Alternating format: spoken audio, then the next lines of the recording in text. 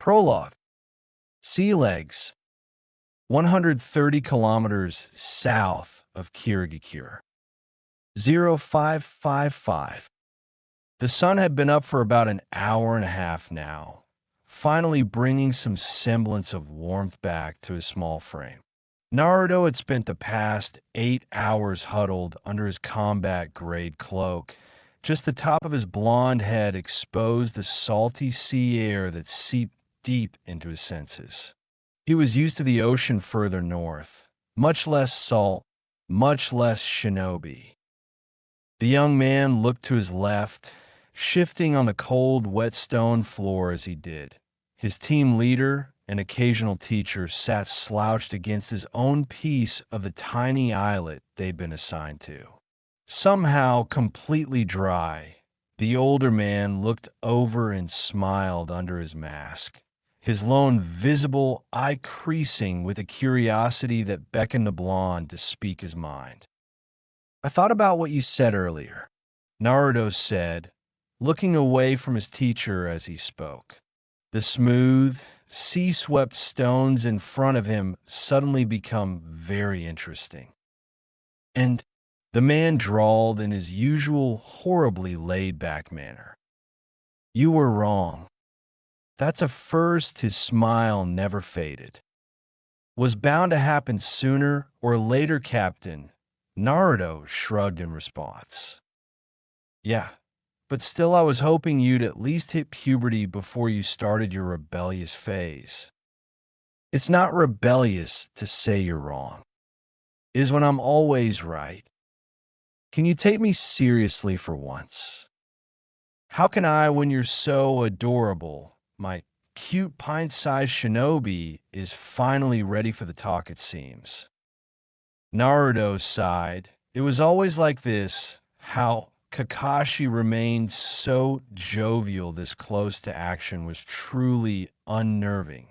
It showed just how far he had to go. Deep down, he was a nervous wreck. He had hoped talking through his worries would help, but Kakashi's asshole behavior had put that idea to bed. Kakashi chuckled next to him. "What's in your mind, kid?" "Like I said, you were wrong." "Yeah, you mentioned that Kakashi began to put on his light gray cloak, prompting the blonde to do the same. Care to elaborate?" "You said I was ready." Naruto clipped his cloak around his neck. "I'm not ready." "I wish you would have told me that earlier. You know, before I dragged you halfway across the ocean and embedded you into my highly competent, elite ANBU squad for a mission of the utmost importance." Kakashi was mocking him. "Well, what are we going to do?" he shrugged. "This isn't a joke, Captain. What if I make a mistake? I could get someone killed or worse cause us to fail the mission." He was becoming agitated. The doubts in the back of his mind had grown and grown in the hours it took them to reach their destination. Now he felt like he would explode if he didn't get them off his chest. "Interesting," was all Kakashi said as he stood to his full height. His silver gravity-defying hair shone brightly against the sun. Naruto waited for more of a response. He was trying to calm himself. It was unsightly of him to be this emotional in the field. "You don't seem very confident," Kakashi said finally. "What was your first clue?" Kakashi looked over at him before he began speaking. "To be honest, it's not about confidence. It's about trust. Trust in your teachers, trust in your training, trust in your team, and most importantly, trust in yourself." Kakashi's words had an effect on Naruto. The older man was right.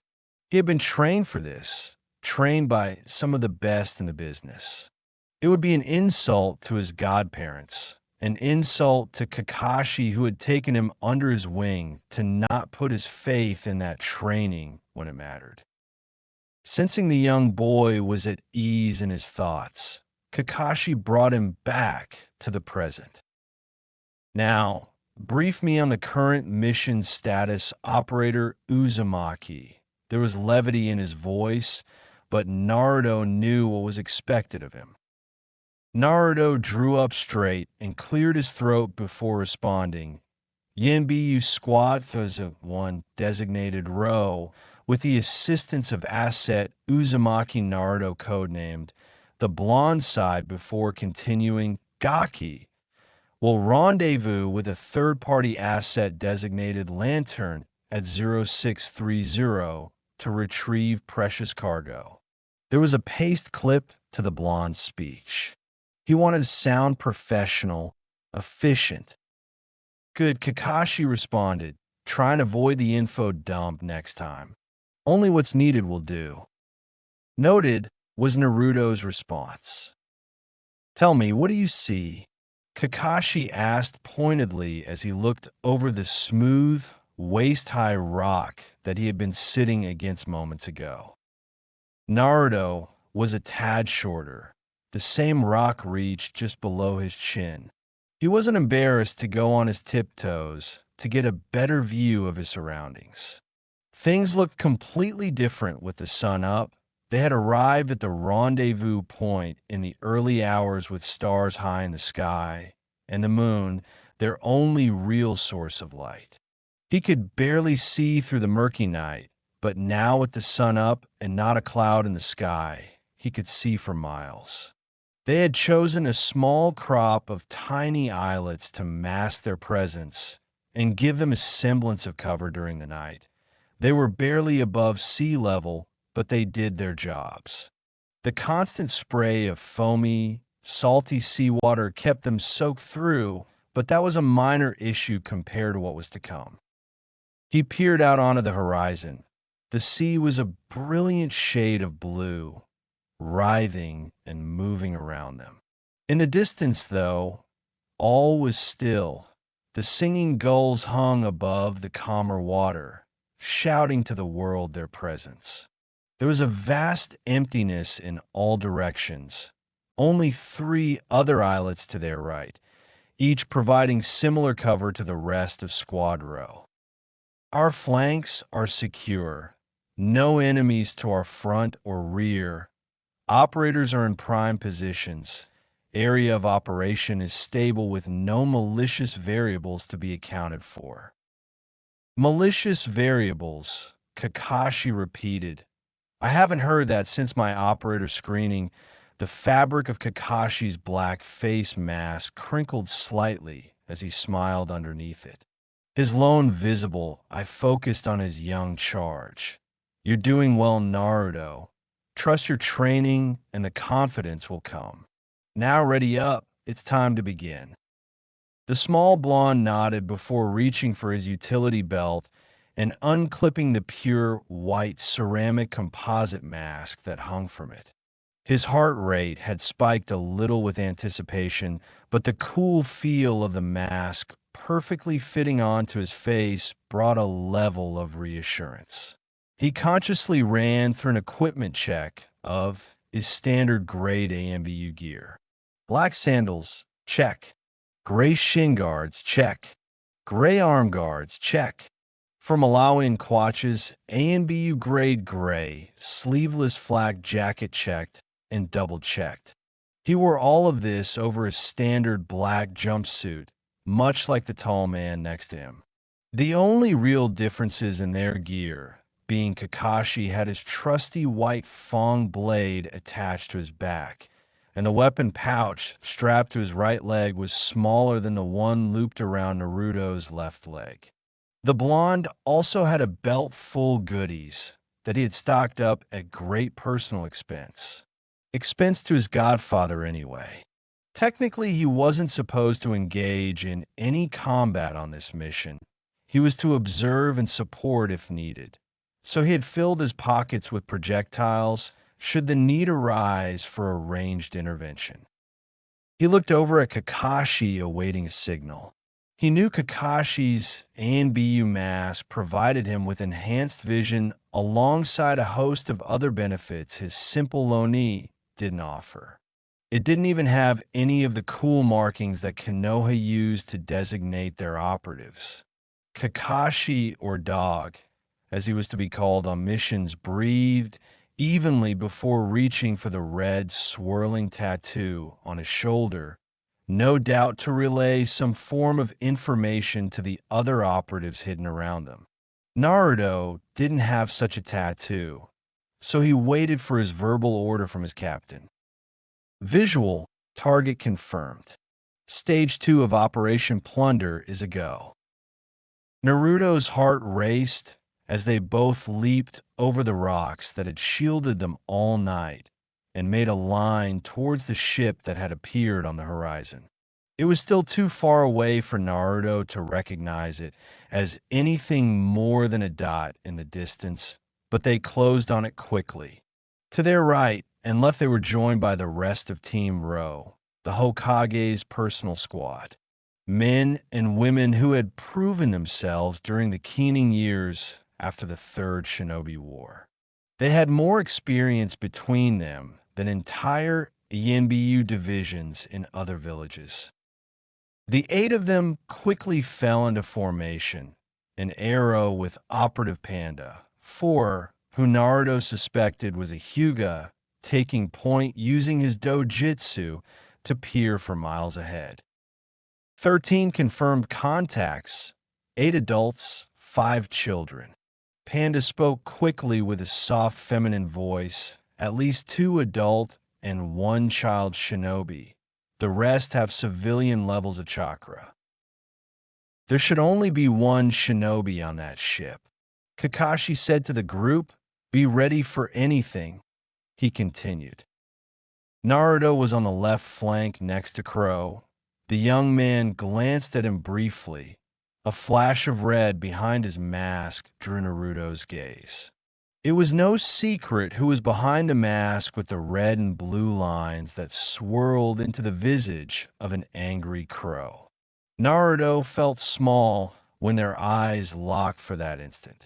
Itachi Uchiha was a legend among young shinobi. Well on his way to his S rank, a genius of the highest order in a village that seemingly bred one after the other. Itachi, though, was a generational talent. He was the peak of what a young ninja should aspire to be, and he terrified Naruto. When he had heard they would be working together, he was excited, but now they were about to carry out the mission. Naruto was concerned with embarrassing himself in front of one of his idols. Focus on your training. He thought back to Kakashi's advice and took a steadying breath. Itachi nodded quickly and then looked on ahead to the vessel that was quickly coming into view. It was a 2-deck ship of the line with 3 massive sails that jutted into the sky high above the surface of the sea, which it glided through with lazy ease. As the squad of shinobi grew closer, they quickly split into 2 groups. Dog led Naruto, Panda, 4, and Crow to the deck of the ship, and the other group of A and BU took up a square formation around the vessel. The skeleton crew that helmed the vessel didn't see them coming. Without a sound, the 4 highly trained shinobi landed on deck and began their operation in earnest. Naruto reached for a spool of thin metal wire from his pouch as he veered towards the starboard of the ship. There were 2 deckhands immediately in front of him. He pounced at them and with practiced ease split into 2 versions of himself. The original came up behind the closest target and drove his knee into the back of the man's leg, causing him to fall onto his knees before bringing the flats of his palms into a slap on the man's ears, disorientating him, before wrapping the wire around both his wrists and pulling it tight. The young blonde looked over at his clone that had accomplished a similar task. A glance over his shoulder showed that Kakashi and Crow had also achieved their goals. All 6 contacts on this deck had been neutralized. Not a moment later, the door to the captain's quarters flew open, drawing Naruto's attention. Another man stepped out of the room. He wore a plain white long-sleeve kimono shirt that reached down to his knees and blue pants. Over his kimono, he had a green haori with white wave patterns stitched into the expensive-looking silk. The man's sharp green eyes raked over the three shinobi before he exhaled deeply and ran a shaky hand through his long, straight brown hair. He checked the watch on his left wrist. To the second, he said, astonishment behind his words. They said you were efficient, but I had my doubts. We don't expect much from shinobi where I'm from. You didn't have to be so mean to my men. As I mentioned to your contact, they're part of all this. Toru Waka, Kakashi said coolly behind his dog-faced mask. Hearing his name, Toru looked over to the white-haired shinobi. You were supposed to be the only shinobi on this vessel. Explain, the Cyclops said evenly. Toru swallowed visibly. We've had a complication, the man replied, his eyes sharpened. The Mizukage forces repelled our latest attempt to secure a foothold on the main island. The shinobi below deck was injured in the fight. We're taking him and his apprentice to safety. Kakashi considered for a moment. You met with our contact after you set sail. Why did you withhold that information? Toru broke eye contact and began to stutter. Kakashi sighed and mentioned to Crow. He's hiding something. Tear it from his mind if you have to. Yes, Captain, was Crow's response. Toru made the mistake of looking in Crow's direction. As soon as he did, his body went limp. A minute went by then. Crow looked over to Kakashi. What a terrifying Genjutsu, user Naruto thought. To be able to break and experience shinobi in a matter of moments. Toru has been naive. Underneath his hooded cloak, Crow's body language grew tense as he spoke. The shinobi below deck is Zabuza Momochi. He failed an attempt at the Mizukage's life. There's reason to believe a team of Kiri ANBU is in close pursuit. Naruto knew Crow had dropped his Genjutsu when Toru stiffened. He looked around a few times, then repeated the last thing. He said, having no idea he was under Genjutsu not seconds earlier. Itachi Uchiha was truly a terrifying proposition. Zabuza Momochi, Kakashi stated, bring him upstairs. Toru immediately grew flustered. His left hand began to clench and unclench, showing his nerves. There must be a leak in my cell. I suppose there's no use lying to Konoha's premier Yenbyu team. He slid a shaky hand through his hair, regaining some composure as he did. He's one of us, you know. He sacrificed everything for the cause and deserves as much help as the rest of us. He glared over at Naruto. But you don't care about that, do you? This was never about the Leaf's nobility or helping those that this bloody war has terrified for the past year. He was growing irate. Naruto reached for a kunai in his cloak. Toru was a chunin once upon a time. It wouldn't hurt to be cautious. Konoha wants what Konoha wants. You greedy war profiteers are no better Yagura and his hunters. Obsessed with bloodlines, Toru was clearly suffering from this war. His left eye twitched, his hands spammed, and his pupils were unfocused. It became worse as he spoke. Kakashi cut him off before he continued. This isn't a diplomatic mission, the ANBU interjected. Terms have been agreed, and they will be kept. Kakashi grew forceful. Bring him upstairs. Toru sighed. As long as you uphold your end of the bargain, this should be a smooth transition. Crow added, obviously trying to move things along. Toru began to tap the floor with his foot. First 3 times, then he paused. then 4 times followed by 2 quick taps. There was an immediate rustle of motion below deck. Naruto observed all of this. The atmosphere was tense. They had a mission to complete, and time was of the essence. Knowing that they could be a Kiri hunter squad on their tail wasn't helping his nerves. He felt tense, like there was an unseen weight on his chest. The fact that one of the 7 swords of the mist was just casually downstairs was a scary thought. He had the utmost faith in Kakashi and his squad, but there was always to be a healthy paranoia in the back of every good shinobi's mind. Or so he had been taught. The sound of footsteps on the ship's wooden stairs snapped him back to reality. A moment later, a head of dark, spiky hair poked above deck. It was followed by sharp, black, beady eyes and a face covered in white fabric wrapped around the head of one of the most dangerous shinobi in the elemental nations. Zabuza Momochi was a genuine talent from the harsh academies of Kiriga crew.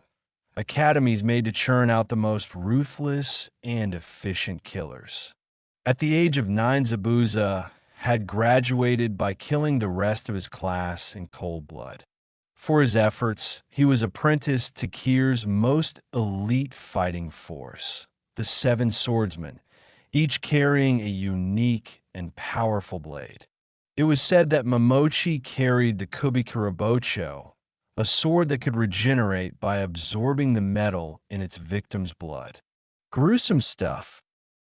Zabuza slowly made his way up the stairs, languishing every step. The blood-stained medical tape that covered his torso told Naruto a tale of how said battle with the Mizukage went. It wasn't just a loss for the man in front of him. He had almost died, as was the result of facing off against the Kage. The gap between S ranks and the rest of the shinobi world was unfathomable. Zabuza eyed them all with sharp, calculating eyes. He was a lanky man, not what the blonde expected, tall with long arms and long legs, but his shoulders held a distinct mass to them. He was used to carrying something heavy. His left shoulder was a little rounder, and his left arm was just a tad bigger than his right. Naruto surmised that he carried his giant beheading sword on his left shoulder and lifted it with his left hand. The legendary sword didn't make an appearance with the man, unfortunately, or fortunately, depending on one's perspective. And instead, a small girl trailed behind the man. She had black hair and black eyes. Her 2 long bangs framed a delicate face and soft eyes. She wore what amounted to rags and clung to Zabuza's side. She was around his age. There was no resemblance, but she could have been Zabuza's daughter and as such a useful hostage if need be. Kakashi didn't seem fazed by the appearance of the A-rank shinobi. Zabuza Momochi, you will stand down while we complete our operation. Any interference will be met with lethal force. Relay evening. How about my own arrangement with Toru? This is none of my business, was Zabuza's reply. A bit causal for Naruto's tastes, but as long as he complied, this would be over sooner rather than later.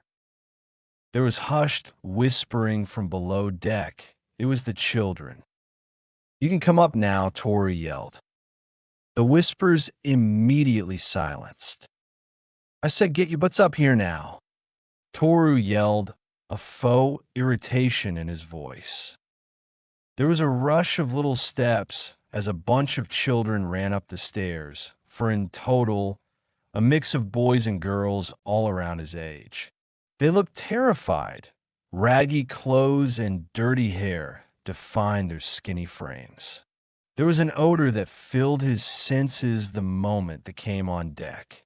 These children had truly seen the worst of the shinobi world. Gaki, you're up, Kakashi said. Crow moved slightly to stand between Zabuza and the children, intentionally blocking his access to Naruto. Yes, Captain was Naruto's reply. It was time to carry out his mission. He had been attached to Kakashi's squad for a very specific reason.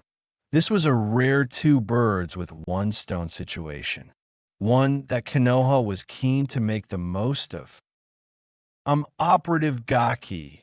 Naruto introduced himself to the children. He hated that name. Seriously? Zabuza questioned out loud, a strained chuckle behind the word. Naruto ignored him. He had rehearsed this. Knowingly or unknowingly, one of you has been marked with a very dangerous seal. He spoke evenly, trying not to scare the children, but had to make sure they understood the gravity of the situation. This seal is a weapon of mass destruction and will kill you. It's my mission to remove that seal. None of you will be harmed. You will stand still and let me complete my mission. Is that understood? There was silence. These children were scared to their core. He couldn't blame them, clan children or not. No Kekkei Genkai could prepare an 8-year for looming figure of an ANBU. Their masks had a way of breaking people long before the action even began. Do you understand? He asked again. The hell's with this kid? Toru stepped in and addressed the kids directly. The pint-sized murder weapon here is going to check you for a bad tick. Will you guys be good for old Uncle Toru and hold still while he does it? Okay. One of the girls chimed in before the others offered their consent. Good, this will be much easier this way. He made his approach. Slowly and deliberately, he stepped toward the closest kid. Form a line. Please, he tried polite, and they responded quickly. The seal in question would usually be in one of two places, along the shoulder blade or in the center of the back. It needed access to a large cluster of tenketsu that wouldn't normally come under stress from ninjutsu. He began his checks and moved as quickly as possible. In his peripheral, he saw Kakashi reach into his own cloak and produce a small sealing scroll and then toss it to Toru. The man weighed it in his hands, a ridiculous gesture. I take it's all here just like last time? Kakashi didn't answer. Is this what it's come to, Toru? Zabuza asked the man directly, for all your revolutionary bullshit about changing things and protecting the future, this is what you've sunk to. Toru looked him dead in the eye and said, yes, he pocketed the scroll in his Haori before continuing. This is the cost of revolution. Selling kids to the highest bidder. He seemed genuinely disturbed. Tell me, Leaf Neen, how much is a Kekkei Genkai on the market these days? His response came from Toru, don't play the hypocrite boy. How many have you killed? How many young lives did you snuff out before your demons caught up with you? None of us are angels. We play the cards dealt to us. Without these deals, your ass would be in a ditch somewhere back, and least this way these kids get to live a life away from this carnage. Die for the rebellion or die for Konoha. Not much of a difference, Zabuza responded. You're a relic, Toru said to the younger man. The system that broke you down and built you up into a demon must be erased. You as a product of that oppression will never truly understand what peace could look like for us. You look around and all you see is suffering. Your eyes cannot see anything else, and your mind cannot grasp a serene life. Zabuza scoffed, you've lived too long, old man. Where shinobi, there's no serenity for a weapon. Life is suffering. Its only peace is in death. How poetic, Toru quipped. Something's wrong here, Naruto interjected. I've checked all of them. There's no sign of a seal. This is dragging on. You're becoming a liability, Toru, Kakashi said. Your agents assured us it would be here. Look, I'm just a transport. I'm told what I need, oh no. And all I needed to know was that someone on this ship had the seal. Check the crew, Kakashi demanded of Naruto. But before the blonde could move to comply, contact, Panda shouted, 12 shinobi coming in fast from the east, another 6 from the west. We're going to be surrounded. Panda could see for miles, which meant little when accounting for the average speed of a shinobi, but it was time enough to formulate a plan. Panda, Gaki, cat secure precious cargo. Wait for an opening, then rendezvous at point 147. Everyone else on me. Formation Charlie 4. Kakashi was ever efficient with his orders. Yes, Captain, Team Ro replied in unison.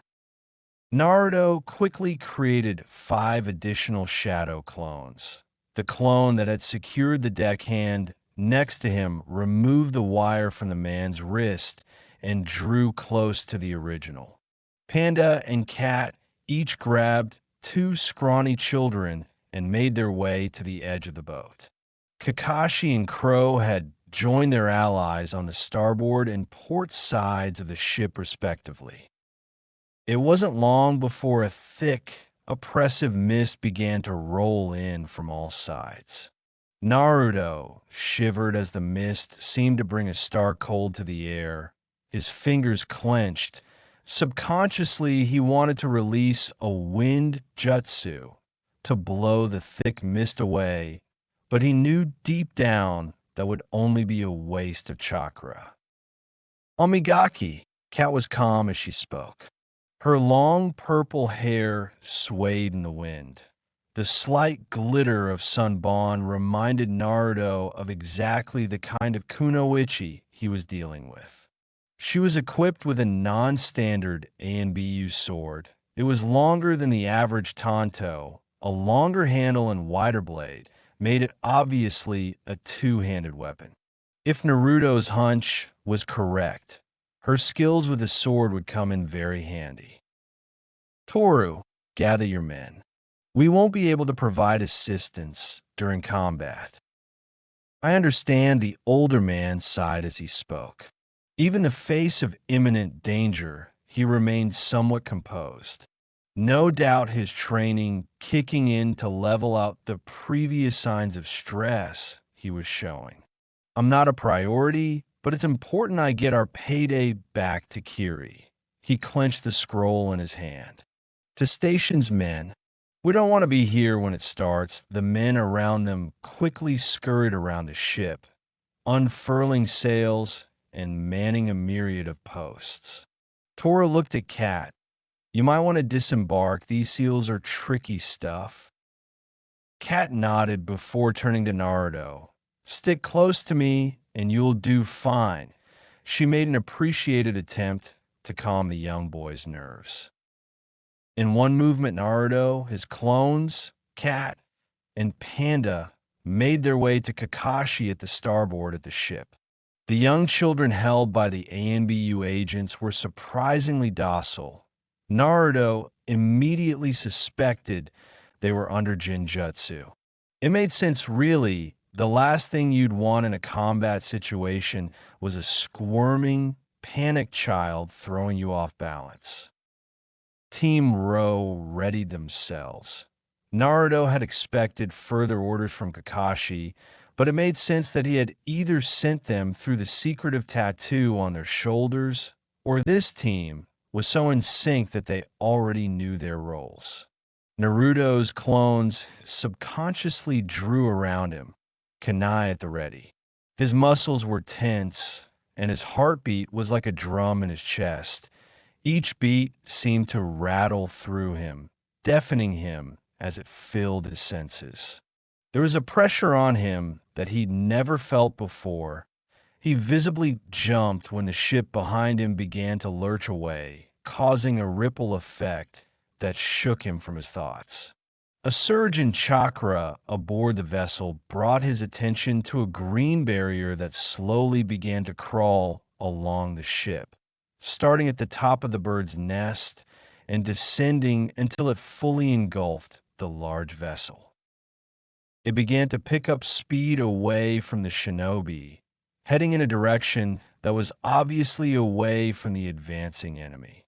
Naruto had no doubt they would see some combat, but maybe their shields would hold. He hoped they did anyway. His mission was objectively a failure. He had been tasked with finding that seal and destroying it by any means necessary. Maybe the seal was never aboard the ship, or maybe it was on one of the crew that was sailing away into the mist behind him. He should have been quicker, more decisive. He had wasted too much time. The order had given him a simple task, and Jiraiya had convinced the Hokage to give him a chance at legitimacy. A chance that just slipped by. This could have been a big win for him and his people. He steadied himself. No need to fill his head with irrelevant thoughts. Now was the time for focus. He gripped the kunai in his left hand tightly. The enemy should have attacked by now. Maybe they were waiting for Toru's ship to get far enough away to be a viable target. As if sensing his thoughts, Panda spoke up. The enemy have slowed their approach. They seem to be communicating amongst themselves. Strange. Rat spoke for the first time that morning. Maybe they weren't expecting to run into shinobi. Technically, these are international waters. He was a lithe man who stood about a head taller than Cat, with a mop of thin black hair that fell lazily against the front of his mask. Unlike the other mask, though, his has sharp slitted eye slots that made his visage all the more menacing.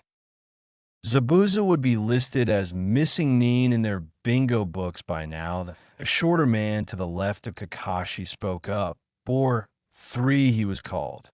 His presence on that ship means that anything and anyone on or near it when the Hunter Nins approach fall under their jurisdiction.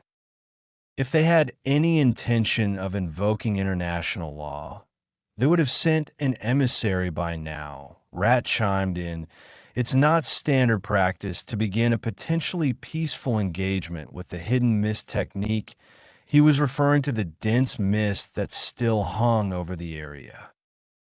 Maybe that's how they do it in a war-torn hellhole like Kiri, Cat added. They don't know who we are yet. Panda spoke. Maybe introductions are warranted. He paused. Speak of the devil. Captain, one of them is making an approach, pointed in a random direction. Hold this position and be ready, Kakashi replied calmly before walking off in the direction that Panda had pointed. In case you're wondering, Kid Panda, spoke looking at the young blonde in the blank mask next to him. It's not standard procedure for the highly experienced AMBU captain to just wander off into what's almost definitely a trap. Yeah, the captain's just cool that way, though. Kat sounded younger than he had ever heard her sound before when she said. He had never seen anyone on squad row besides Kakashi without their mask. He had assumed she was similar in age to Kakashi. He would reassess that after the mission. The unnamed ship had begun to pick up speed. Soon it would be too far away for them to have any hope of assisting in combat.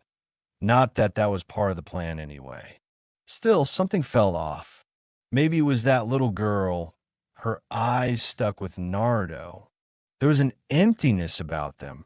He had never seen anything like it. With the ship clearing away, their rear flank was now only exposed to the other half of Squad Row that had predictably gathered around Crow.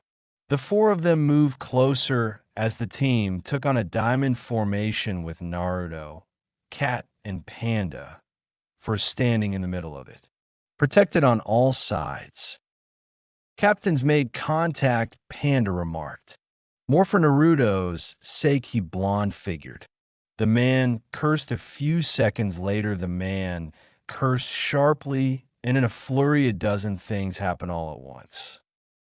The mist around them instantly grew thicker. Naruto could barely make out the yin bu next to him. In the distance, a roaring dragon, made completely of water, rose from the sea and crashed into the boat behind them, sending violent waves rushing through the ocean below them. A clash of metal resounded ahead of them as Kakashi engaged the enemy leader. In that moment, four fang-shaped bullets of water crashed into their position. Naruto barely had time to react, but was relieved to see a dome of water had been erected around them by Rat, who was kneeling with his hand engulfed in the churning water below their feet. "Contact below us. Closing fast," Panda shouted. A defensive position on the ocean against Kiri hunters wouldn't hold for long. Naruto knew this, but his training told him to wait for an opportunity, and that's what he did. An instant later, Rat dropped his water technique as a figure burst from beneath ocean just under him. He was ready, though, blade in hand, as he whirled around, narrowly escaping the business end of a squat Tonto before lashing out at the last second. His assailant was quick enough to parry the attack, but had been thrown off balance by the speed at which they had to block. There was a hiss in the air, and three kunai embedded themselves in the Kiri hunter's left leg. A fourth was seemingly headed for his throat, but two other Kiri bu had trailed in their wake, bursting from the ocean less than a second after. One of which is able to parry the deadly projectiles before it killed their comrade. Three others erupted behind Naruto, taking the young blonde by surprise before he could even react. And just as before, Crow let loose a deadly accurate barrage of kunai that stalled them before they could take action. Team Road didn't afford their assailants time to make any progress, as Jutsu, after Jutsu rocketed against the ship in the background, Kakashi's squad went about their business. They were still surrounded, so Naruto had to trust them and wait for his chance to make an escape. But what he saw in the following seconds was the epitome of what any special force shinobi should aspire towards. Rat engaged the enemy closest to him in a brutal display of kenjutsu. The man was sharp and thorough with his movement. Every stroke of his blade intended to kill with as little fuss as possible. The Kiri hunter was already off balance and in the air when the fight began, and had no purchase to really give his defense weight. He went skidding across the water as Rat gave a limited pursuit, not wanting break formation, but also wanting to press his advantage. As he moved away, Boar moved in. He was blindingly quick. His speed took the two enemies in front of him seemingly by surprise. He was the only member of the elite team not to carry a blade. He did, however, wear a pair of gloves with small but sharp pieces of metal covering the knuckles. Obviously a taijutsu expert. In a whirl of motion, he delivered a devastating kick to a Kiri ninja that appeared to be a woman. Naruto heard the wind leave her body as Boar's giant leg collided with her midsection. She went careening across the water as Boar turned to her partner. She feared marginally better, managing to evade the man before venturing too close to Cat, who took the opportunity fling a handful of sunbon at her vital points. The woman managed to deflect the offending needles with a kunai, but at that moment she had taken her eyes of Boar. With a roar, he brought his heel down on her head with force enough to rocket the poor woman down into the murky depths below. Naruto heard her neck snap. It was not a pleasant sound. Ahead of him, Rat had pressed his target into a meek defensive shell. The man held his blade up against the Konoha shinobi's relentless attack, but was bleeding profusely from a jagged cut across his chest. "Please wait," he began to say before Rat relieved him of his head. He quickly began to backtrack into formation. The hair on the back of his neck stood on end as a lightning technique filled the air with burning ozone behind him. So focused was he on the boar and Rat that he missed Crow dispatching the other 3 enemy shinobi. The water below his feet was a dark red as the last Kiri shinobi was caught directly in the chest by a crackling blade of lightning that emanated from the end of Crow's short blade. That fight had lasted less than 10 seconds. Naruto released a breath he didn't know he was holding when Kakashi bounded back into the formation. His heirloom blade, the white fang, was slick with blood. They weren't very interested in diplomacy, Kakashi remarked. "We figured," Crow replied. 10 enemy shinobi remaining. Panda said their chakra capacities suggest that they're Jonin. So they let the Chunin sacrifice themselves to what? Test us? Boar asked. "We're still surrounded, but given their angle of approach, I suggest we make our escape to the southwest or southeast," Panda offered a cat. "Noted," she replied. Gaki, Kakashi drew his attention. "I'm trusting you to see the mission through. You're a part of my team now, and my team looks out for each other, don't we, Ro?" "Yes, Captain," they responded as one. The distinct sound of lightning tearing across a barrier technique reminded the young blonde that Toru was still trying to escape. They had only made a short distance away under the constant bombardment of high-level jutsu. He absently wondered where they procured such a potent seal array. Kiri was notorious for their shoddy seal work. Konoha Intelligence's official fact book stated that you had a 12.5% chance of losing a finger whenever you detonated a domestically produced Kiri explosive tag. A second later, and Panda gave the signal that the enemy shinobi were close enough for Ro to carve out an opening for Cat to lead Naruto and Panda to an escape. Team Ro sprung into action against the remaining hunters. In a clash of high-level techniques, Naruto's comrades went on the offensive. He set his eyes firmly on Cat, waiting for any indication that it was time to make their escape. His clones surrounded him in a defensive formation, ready to intercept any would-be assailant. Cat gave the signal, a short nod to the blonde, and an instant later, they dashed through a gap that Crow made in the enemy line.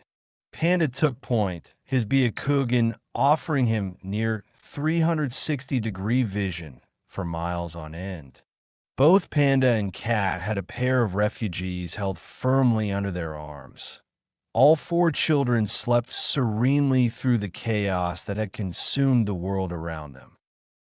"Gaki, on your 6, Panda shouted over the din of battle behind them. Naruto was brought sharply back to reality when a clone that covered his rear popped out of existence. Its memories flashed through his mind in an instant. He turned quickly, throwing the kunai in his hands at the enemy that had dispelled his clone. As he turned, 2 of his other clones raced through hand signs.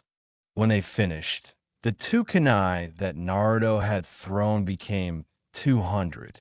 A rain of metal covered a wide arc behind the fleeing shinobi, an arc wide enough to give any pursuer pause.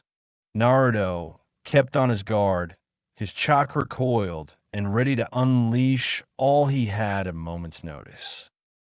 It was a few seconds at what was full speed for Naruto that they finally exited the massive smog of dense mist that covered an area well over 4 miles.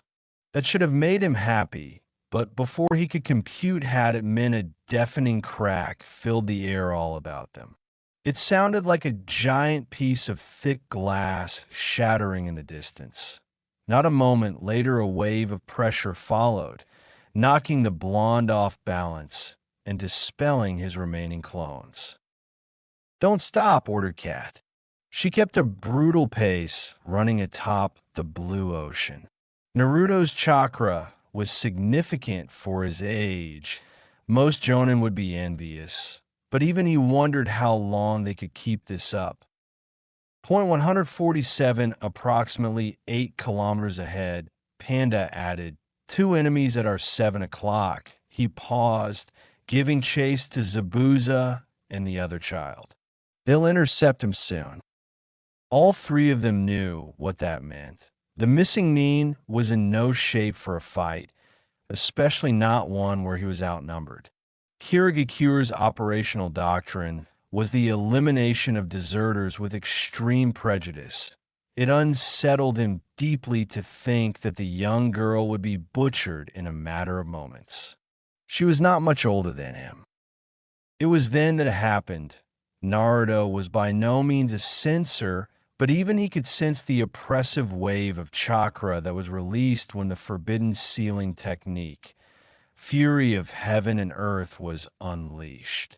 A white light engulfed the horizon behind them. In an instant, a boom of energy carried them off their feet and sent everything around them careening into abstract shades of color. His vision failed him due to the concussive forces that thrashed at them. He couldn't tell up from down. He felt blisteringly hot water against his skin and screamed out in pain. His mask cracked and allowed salty water into his lungs. The young blonde lost consciousness as the world filled with a violent, murky black, fight and flight prelude. He tried to breathe, but he couldn't. His chest was filled, but not with air.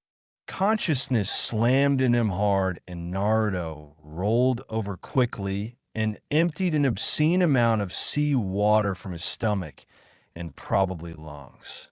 He retched and lurched violently at the agonizing experience.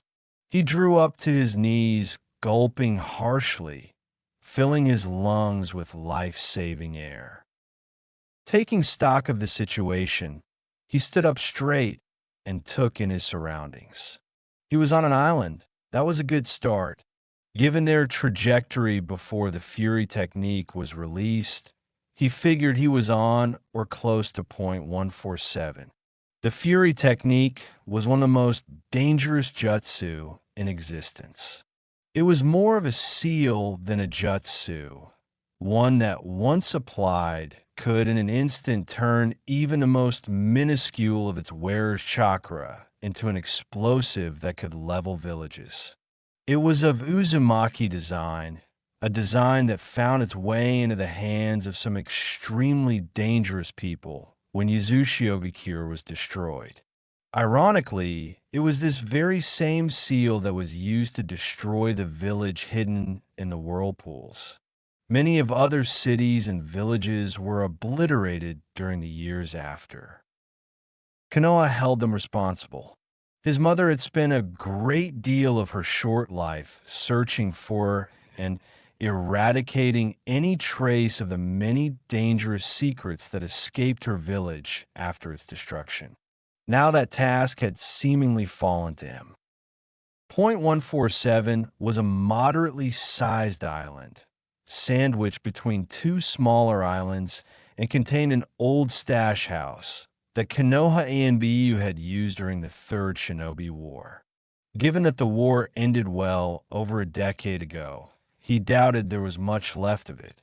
In all honesty, he had no idea what the meeting point was supposed to look like. He had reviewed the mission pack thoroughly, but Konoha didn't have much info on these islands outside of some worn pictures and an outdated topographical map. The exact rendezvous point was near the center of the island, about 11 kilometers or so from his current position. From where he was standing, he could make out moderately hilly terrain that rose gradually as it went inland. The ground that wasn't covered in fine white sand sprouted slick moss like grass that glittered in the midday sun. Overhead hung a variety of trees, from simple palms to fruit-bearing fauna that no doubt supported some form of animal life. A steady breeze streamed across the island, rustling his blonde hair as he knelt to check his equipment. He looked around quickly before emptying his weapons pouch on the sand below him and ran a mental count of 8 kunai, 17 shuriken, and a small roll of explosive tags. His spare pack that was around his waist had fallen off during the explosion. That meant no caltrops and, most annoyingly, no ready-made seals. His cloak was also nowhere to be seen. Sighing, he began to tighten his arm and shin guards, then moved onto securing his remaining weapons against his leg. He reached under his right arm guard and pulled out a very small white scroll. He held it in his left palm and applied a minuscule amount of chakra, and with a pop, the scroll unsealed in a small cloud of smoke. It cleared, revealing a bottle of water and an MRE rations bar. The feeling of a salty water in his stomach was making him slightly nauseous. As quick as he could, he tore into the bar and gulped down most of the small bottle of water before tucking what remained into one of the large pockets that adorned his pants. That was his emergency ration. Ideally, he would have waited until absolutely necessary, but throwing up earlier meant he needed to replenish his body's water stores lest he dehydrate in the heat. The first thing he needed to do was rendezvous with his team, wherever they were. He couldn't see any tracks except his in the sand around him. That meant he was probably alone. Normally, he would shoot of a flare with his chakra, but there could be enemy, shinobi all around him, for all he knew. The best strategy was to recon the island and secure a defensive position that offered him high enough visibility to spot an ally or to evade potential enemies. Tired face. He began to make his way to the center of the small plot of land. The terrain rose as he walked along it. As he came across the tallest tree on the beach, he kept walking until was at the top of it. He could see the whole beach from his position. Across the water were 2 other land masses, too close for him to gauge their sizes, but their presence confirmed that he was indeed at point 147. That meant his team would be heading in this direction if they weren't already there. He noticed a small dot on the beach of his island. It could have been debris from Toru's ship or a person. It was just far enough away that he couldn't really make it out. Gathering himself, he darted off the palm tree he was occupying and cautiously made his way to what he was quickly identifying as a small person. After making sure he was alone, Naruto tentatively approached the body. It was the small girl that was with Zabuza earlier. She lay on her stomach, completely still. He could make out the faint traces of her footprints leading to from ashore. He quickly flipped her over and began CPR, but after a few seconds, nothing changed. Come on, he pleaded. In desperation, he held a palm in front of him and did something he was far too inexperienced to even contemplate at his current level. Concentration furrowed his brow, and a moment later, a pale green glow engulfed his palm. Tsunade was going to kill him when she read his report. He brought his palm to her chest and watched as the glow intensified. He gently began to move it up towards her mouth and then back down again. His eyes were closed, and he was visibly sweating, On his third trip to her mouth, the young girl began hacking and coughing up globs of salt water. He rolled her over and began to pat her back. A few seconds later, her heaving had ceased. With a tremble, she began to look around. Her dark eyes settled on the blonde, who smiled meekly in an attempt to calm her down a bit. With a shriek, she pulled up and raised a frantic hand in his direction. In an instant, thin spike of ice rose from the damp sand and pierced the blonde through the chest and legs. The girl screamed as Naruto fell back onto the sand with a pained look on his face. She covered her mouth in horror and grew even paler at her actions. The moment was short-lived, however, as Naruto exploded in a puff of white smoke. That was close. His voice came from all around her. The young girl began to scream again before a gloved hand covered her mouth. "Easy there," Naruto said calmly. He had reappeared on the other side of her, ever thankful for the replacement jutsu and his wherewithal to always have a clone hidden somewhere. "You're okay," she whispered almost in disbelief, eyes tracing across his body to confirm he was indeed okay. "Okay," is one way to put it. He smiled at her. "How about you? How are you feeling? Are you hurt?" He maintained eye contact as he spoke. "I'm fine." She was a bit put off by his questioning. "Good," he responded. "That's a pretty neat jutsu you've got there." He motioned to the melting icicles that almost killed him a moment ago. "Oh, sorry." She seemed honestly sorry. It was a reflex. She drew up onto shaky legs and began to look around. Naruto watched her as she chewed her lip desperately, trying to come up with a plan. "You're looking for Zabuza," he stated. She whirred at him with hard eyes and began to back away slowly. The events of the day were probably coming back to her. "I haven't seen him, but if you're here, he must be close." "I'm sure he's fine." He was trying to be reassuring, but he wasn't sure why. Zabuza was an unknown variable, as likely to behead him as he was to offer assistance. "He's injured. I have to find him right away." Worry was etched into her every word. "There might be enemy shinobi in the vicinity. It's best we stick together." He was deadly serious. Chances are there would be combat. If she was here, then Zabuza could be here, and if Zabuza was here, then the two shinobi that were chasing them could also be here. She began to walk away, obviously not convinced they needed each other in this situation. The young girl didn't make it very far before her legs gave out, and she fell face first into the warm sand. She immediately tried to get back up, but it was safe to assume she would need more time than they had to regain her footing. Naruto sighed as he looked at her prone form. She struggled to her feet again, but this time before she could fall, he was there to meet her. She landed softly on his back, and he wrapped his arms around her legs to keep her steady as he rose up. She gasped silently when she realized what was happening. "Put me down," she protested. She pushed meekly against his shoulders in protest.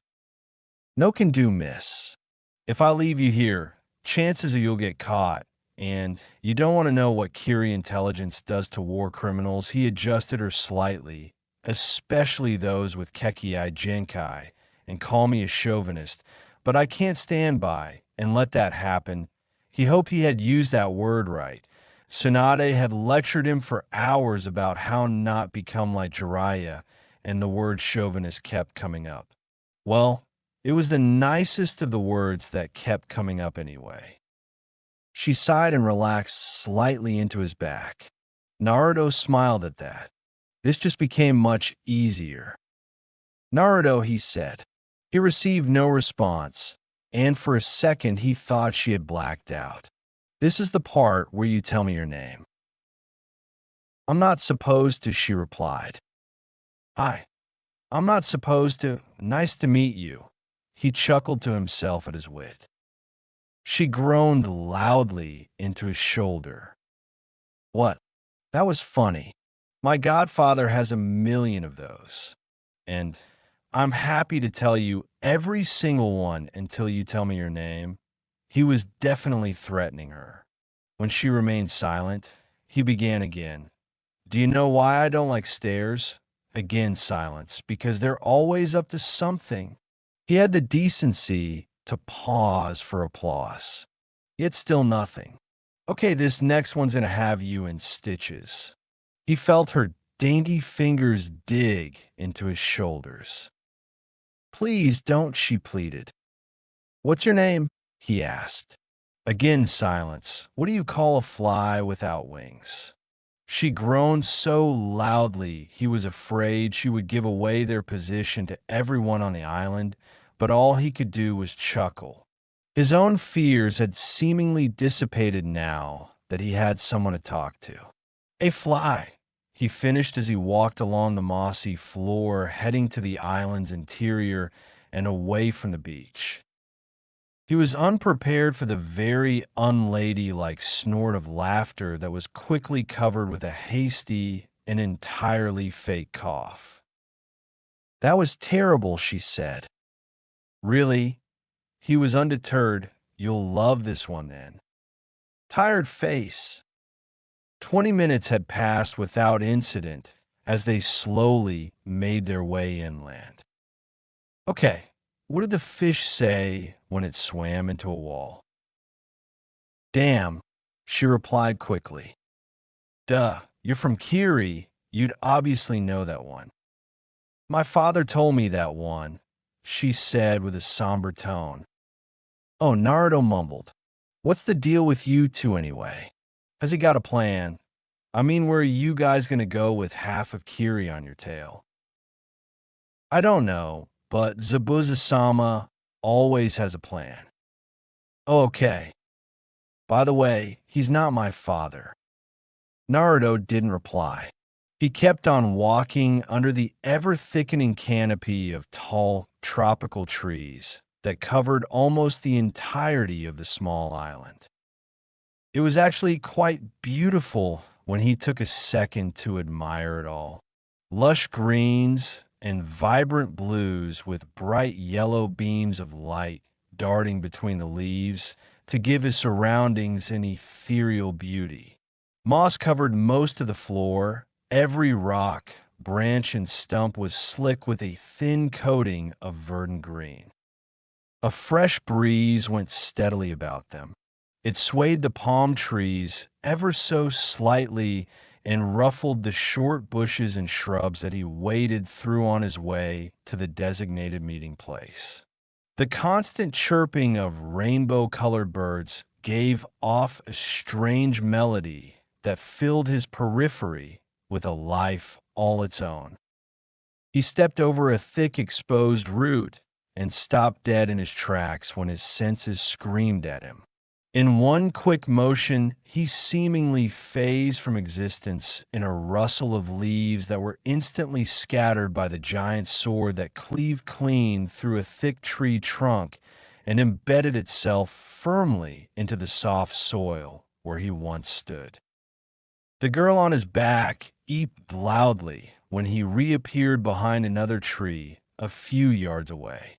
He quickly dropped her to the floor and covered his lips with a finger, signifying for her to remain quiet. Naruto then quickly palmed a pair of kunai. Can you stand? He whispered. She nodded and rose to her feet. He wasn't sure how capable she was, and he wasn't foolish enough to believe for a second that he could take on a Kiri hunter by himself. I'll try to distract them. When I create an opening run as fast as you can in that direction, he pointed off into the bushes. Got it? She nodded again. And with that, he was gone. A perfect shunshin placed him high in the canopy. From this position, he had much more visibility of his surroundings, but he was also more exposed. He searched quickly for his attacker. A flicker of movement caught his eye, and he was forced to abandon his position as Kanai rained down on the branch where he once stood. Appearing again not far from his original position, he breathed steadily and ran through his situation in his head. He was up against a Kiri hunter who was wielding the Kubikurabocho. Not only that, but he had no idea if said hunter was alone, and on top of that, he had broken protocol by interacting with the girl in the bushes below him. This was going downhill quickly. He needed to act. He darted from his position to another branch, and with a flex of his dense chakra, he seemingly split into 20 versions of himself who each sprang off into different directions. A second later, there was a distant pop as one of his clones was dispelled. The memory flooded his brain immediately, and he whirled in midair and ran through hand signs. He inhaled so deeply his chest puffed out, and then he blew out a torrential gust of wind from his mouth that tore through the forest in front of him. Entire trees were uprooted, and a great swathe of the forest was leveled as he pumped as much chakra as he could into the technique. Hopefully the girl knew that was her opening. He had exposed his positing now. A second later, the great blade whizzed through the air, forcing him to duck. It passed through the bark of the tree he stood on as if it was butter. Naruto lashed out with a kunai at the figure holding the blade. They arched back and drew ready for another swing at him. Naruto leapt away and sent his kunai whistling through the air at them. That kunai became 100 as they peppered the tree, burying themselves up to the hilt. His opponent sped away into the forest, but Naruto had a bead on them now, and with precision sent a thin beam of white-hot flame from his mouth to cut off their retreat. The flames roared ahead and engulfed the horizon in an orange blaze. Kiri hunters prided themselves on their assassination techniques. If he removed all hiding spots, it would give him a better chance than playing cat and mouse with a specialist tracker. The plan was simple: keep his distance for as long as possible, while peppering the enemy, shinobi, all the destruction he could muster. Hopefully one of his teammates would notice the commotion and come to his aid. Naruto landed not too far away and was already running through hand signs when his opponent burst from the flames, seemingly unscathed, and made a beeline for him, the giant blade trailing in their wake. He could see them clearly now. A man in the traditional Kiri ANBU garb, a baggy black jumpsuit under a heavy-looking flak jacket. His mask had the telltale, slitted-eye holes of his nation's hunter-nin. Naruto was sure he could see perfectly well through those as slits, as many of Konoha's ANBU masks didn't even have eye holes. Naruto was quick to retreat away to create distance, but his enemy quickly sprang from the branch Naruto had vacated and with a roar carved the blonde in half in midair.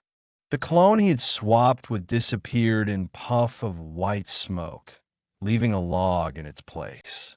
A log that sizzled and glowed a bright white as the explosive tag attached to it went off.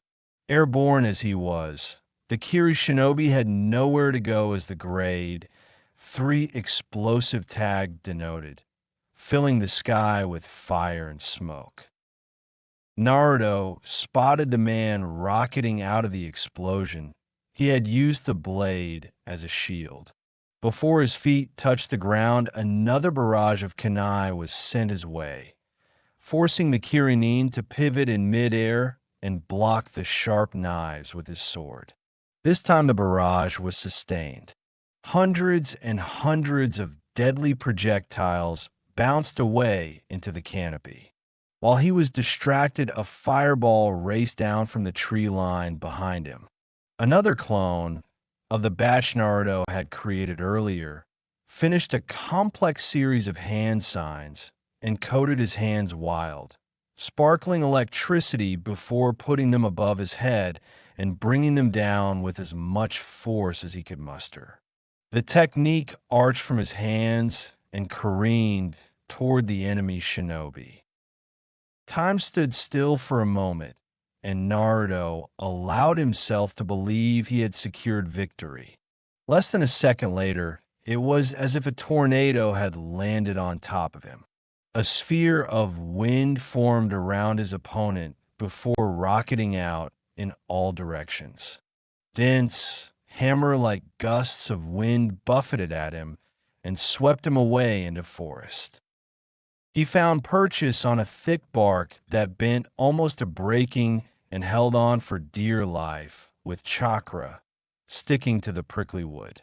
A heavy piece of debris slammed into him, knocking the air out of him and sending him violently into another tree that cracked under the force that he slammed into with.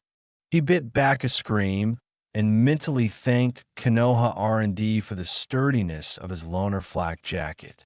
He was forced to cover his face with his arm guards as small branches cut into him, leaving small red whelps along his upper arms. It had only lasted a moment, but by the time the technique had faded, a large circular clearing had been formed. Nothing above knee height stood unscathed. Naruto rose to his feet and surveyed the area around him. That would have definitely caught the attention of his team. Though he was largely unscathed, his ears rang, and his feet seemed unsteady underneath him. His enemy had seemingly disappeared back into the tree line. A jutsu like that was indiscriminate in its destruction. The hunter probably lost sight of Naruto in the chaos. This was his chance to create some distance. He drew his strength and hobbled into the tropical forest around him. He had been completely turned around, and it took him a moment to find his bearings. The girl must have been long gone by now. He had pointed her in the direction of the rendezvous point, but now that he knew for a fact that there were enemy shinobi in close proximity, he had to be even more cautious. Tired face.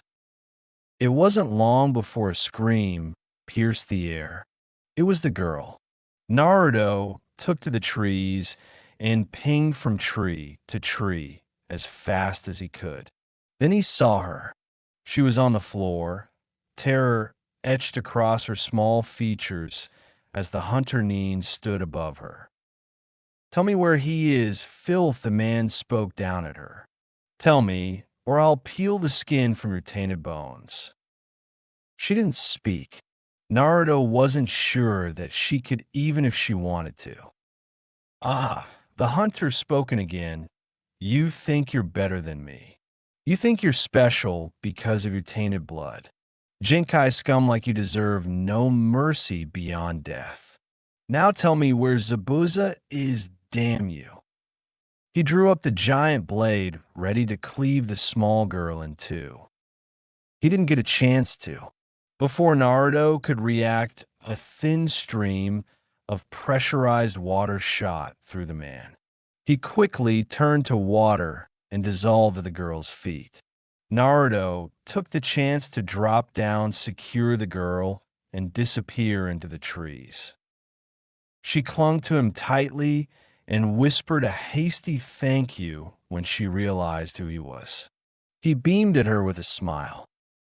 "You okay?" She nodded at him. "Good. Let's get you out of here."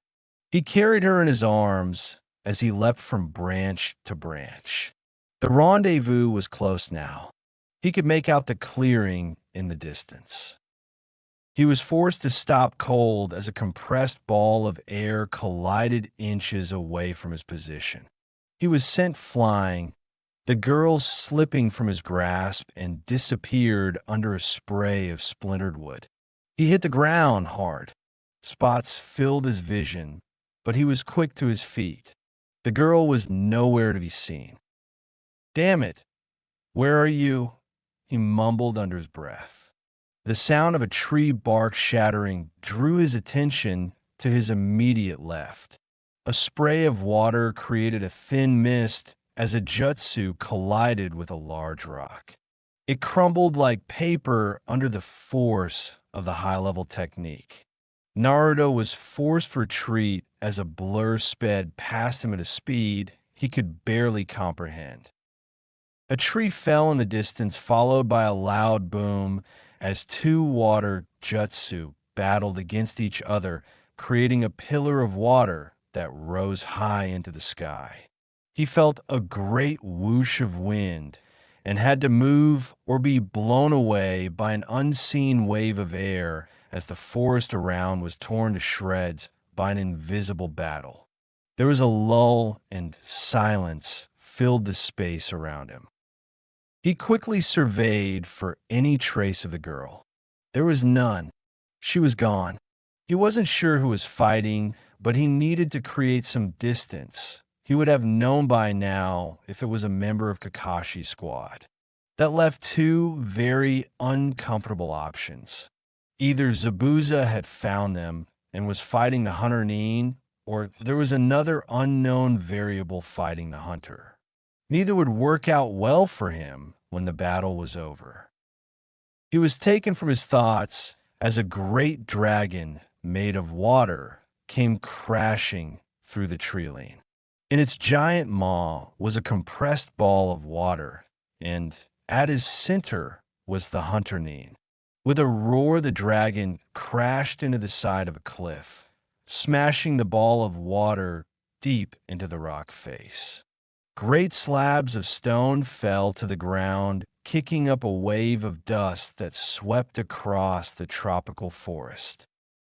The water dragon had created a straight line through the trees, and at the end of it Naruto could see Zabuza. The missing Nin was bloodied and breathing harshly, but clinging to his back was the girl. She was alive at least. Is that why Zabuza was going all out? Big flashy jutsu didn't fit the dossier he was provided on the Demon of the Mist. He was primarily trained as a hunter Nin himself, preferring quick, precise, close-range combat to big one-shot techniques. It was obvious now that Zabuza was doing all he could to keep the hunter at a distance. He was trying to protect the girl. There was a rumble as the pile of rocks that used to be a cliff began to shift before exploding outward as the compressed ball of water that protected the hunter Nin expanded rapidly and then exploded outward.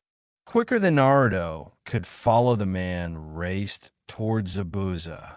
Naruto made up his mind. Protocol be damned. Once again, the two high-level shinobi engaged in blistering combat. The Kiri shinobi was trying to get close enough to Zabuza to cut him down with his own sword, and the missing Nin did everything to keep as far away as possible and launch a long-range jutsu when an opening presented itself. Zabuza's wounds eventually caught up to him, however, and he was a moment too late to escape the flat of the beheading sword as it crashed into his already heavily bandaged arm, sending him careening into a nearby tree. He was quick to right himself in the air, but was unprepared for Hunter's follow-up as the man flew at him, intent on removing his head.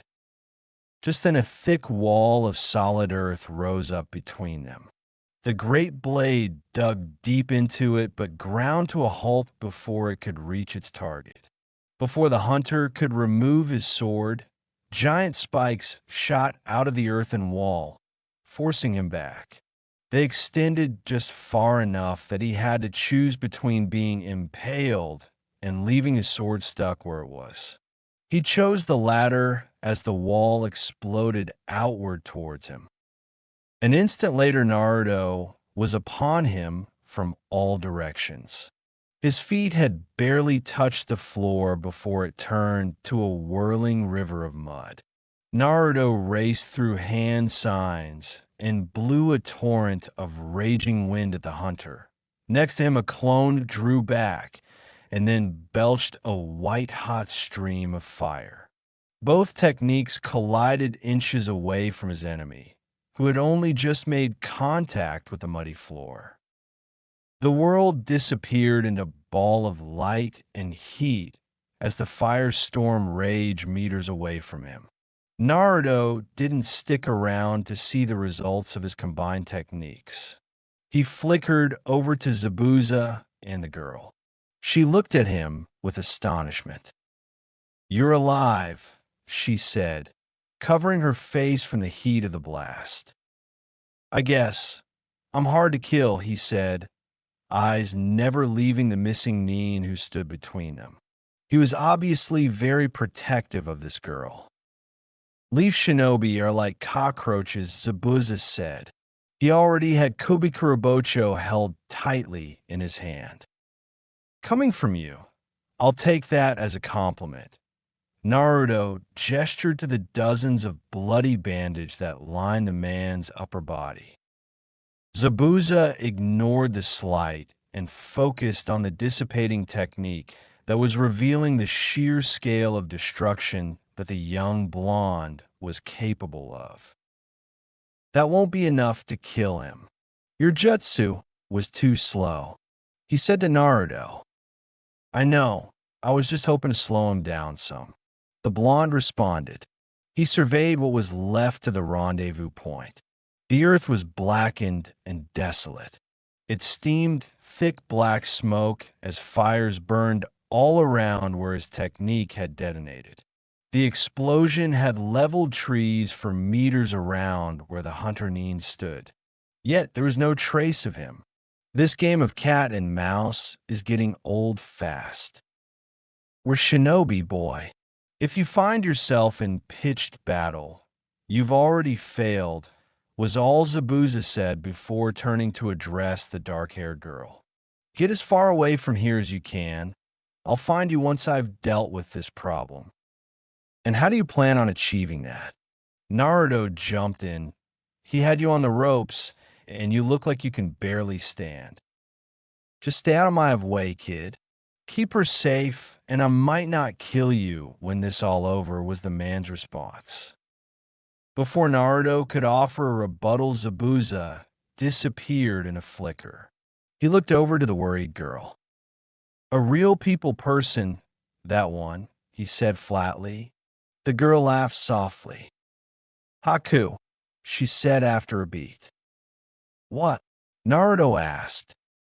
"My name, it's Haku," she repeated. "You've saved my life 3 times in an hour. It's the least I can do." He smiled brightly at her. "Come on, let's get out of here. We're too exposed." He reached out to pick her up, but she put her hand out between them. "Zabuza-sama gave me a soldier pill. I'm fine to walk on my own now," she said. The blonde arched an eyebrow at her. Soldier pills had a terrible effect on younger shinobi.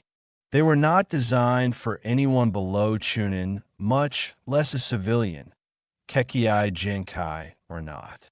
Still, now wasn't the time to argue. He began to run into the trees at a steady pace, and was surprised when she shot past him at what he could only call shinobi speeds. "You've been holding out on me," he said when he caught up.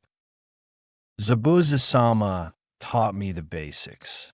I used up all of my chakra when we were escaping the land of water," she offered. "Okay, just stay close," he said. Loud clangs began to ring out around them as the battle between Zabuza and the hunter Nin resumed. Tired face. They had covered most of the way back to the beach and could still hear the telltale signs of battle in the distance. Naruto was sweating hard by now. The humidity of the dense, tropical forest was making his gear unbearably clingy. He looked over to Haku and could see she shared his fate. Her black hair stuck tightly to her furrowed brow. He noticed that her fists were clenched by her sides, and she shook with what looked like anticipation. "I know what you're thinking," the blonde said. She turned to him. "I'm thinking the same thing." There was a silence. Then both of them turned and ran towards the violence. The sounds of battle had died down by the time they arrived. What greeted them was a harrowing sight. They hid behind a tree and watched as Zabuza was driven into the ground by a brutal kick to his chest. He lay, broken, gasping for breath as the hunter-neen glowered over him. The area around them showed the scars of their battle. So did the hunter-neen. Even in his weakened state, Zabuza gave as good as he got. The hunter was missing his mask, and a deep, jagged cut ran across the left leg. Blood dripped from the side of his head, matting his black hair and making it stick to his face. His left eye had been beaten shut, and he held a hand over a kunai that was sticking out from his abdomen. Though Naruto could see the telltale signs of his own combination jutsu in the man's charred flak jacket. Zabuza reached meekly for the giant blade buried in the ground next to him. The hunter removed the kunai from his side with a squelch and buried into Zabuza's hand. The man let out a pained grunt and tried desperately to get up. A foot landed on his chest and pushed him back into the dirt. "You made me work for this one, Momoichi, but I expected no less from the demon himself." He looked over to the great blade that stuck out from the ground next to Zabuza. "Don't worry, I'll put her to good use. We'll play a bloody symphony together, we will. Starting with the tainted girl you seem so fond of." A kunai flashed in the hunter's hand, and he knelt down to deliver the finishing blow. Before Naruto could come up with a plan, Haku broke cover with a scream, and with a wave of her hands the air grew thick as ice raced from her position in spikes towards the Kiri. He was quick dodge. He then dashed towards her, covering the ground between them in an instant. She tried to react, but was too slow to avoid the kunai aimed at her head. Lucky, Naruto wasn't. He met the blade with his own, slowing the man's momentum. Sparks filled his vision as his opponent's free hand lashed out at him. He struck Naruto with force enough to send him tumbling into Haku. He pushed her hard out of reach before rolling to his feet just in time to avoid the man's follow-up slash. Naruto back-pedaled till he was far enough out of reach to plan his next move. He drew his last kunai and flipped both of his weapons into a reverse grip. He didn't have a lot of chakra left, and he didn't want to waste what little remained on anything he wasn't 100% certain was going to connect. The only thing in his favor now was that his opponent had taken such a beating from Zabuza. Jonin or not, he'd taken quite a bit of punishment and would likely try to end this as quick as possible. Naruto could take advantage of that. He sprang into action and darted towards the man. As he approached, he split into 4 versions of himself. 2 went high and 2 went low. They clashed in ferocious close combat. Naruto wasn't tall for his age, but he was quick and always felt more comfortable up close and personal in a fight. He could barely keep track of his opponent before, but now that he had been injured, he was considerably slower. Naruto's form was perfect. He flowed like water around the older man's attack. While his clones pressed front on and were quickly dispelled, he spun at the last second to come up at his opponent's side and lashed out at his injured left leg. He was surprised to feel the resistance of the man's kunai, but he shifted his momentum to throw off his enemy's balance and then snapped off a kick to the back of his leg. He cried out and slammed a gloved fist into Naruto's jaw, and before the blonde could compose himself, a kunai flashed into view, and he felt hot steel cut across his cheek. Were it not for his reflexive replacement with a log, he would have been in a bad way. He felt warm blood drip down his face on his collar. His heart was pounding in his ears now. His blood felt like liquid fire as he shook with adrenaline. That was close, he thought. When Haku began to pepper the hunter Nin with icicles, Naruto once again dived into the fray. As the man dodged and weaved away from the gleaming ice spikes, Naruto anticipated his trajectory and was there to meet him next time he touched the ground. He lashed out with his kunai and was gleeful when he cut a deep line across the man's shoulder. His clone tackled the hunter from the side, but was dispelled as soon he made contact by an elbow driven into its back. A backhand connected easily to Naruto's head, again sending him airborne. This time Haku caught him before he hit the ground. Naruto smiled up at her through bloodied teeth. His opponent would have been upon him with a follow-up were it not for the sizzling sound that was coming from the back of his flak jacket. The man moved with incredible speed to remove the armor, but it denoted an instant after the pulled it over his head. He disappeared into the explosion.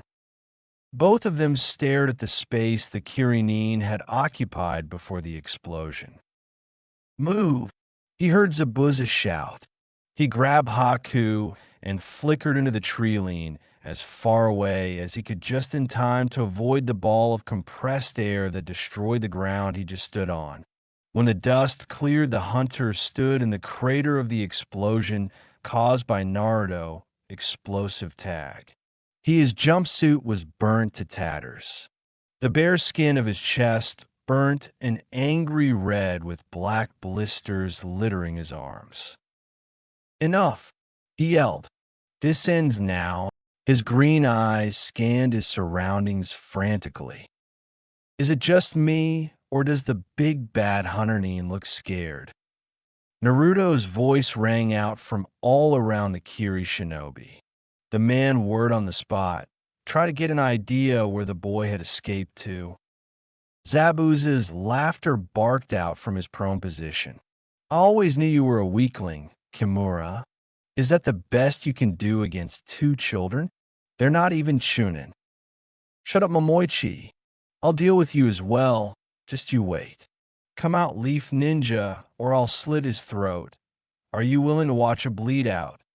Kimura cried out. "Yes," was Naruto's reply. That gave Kimura pause. "Do you think I came back to save him?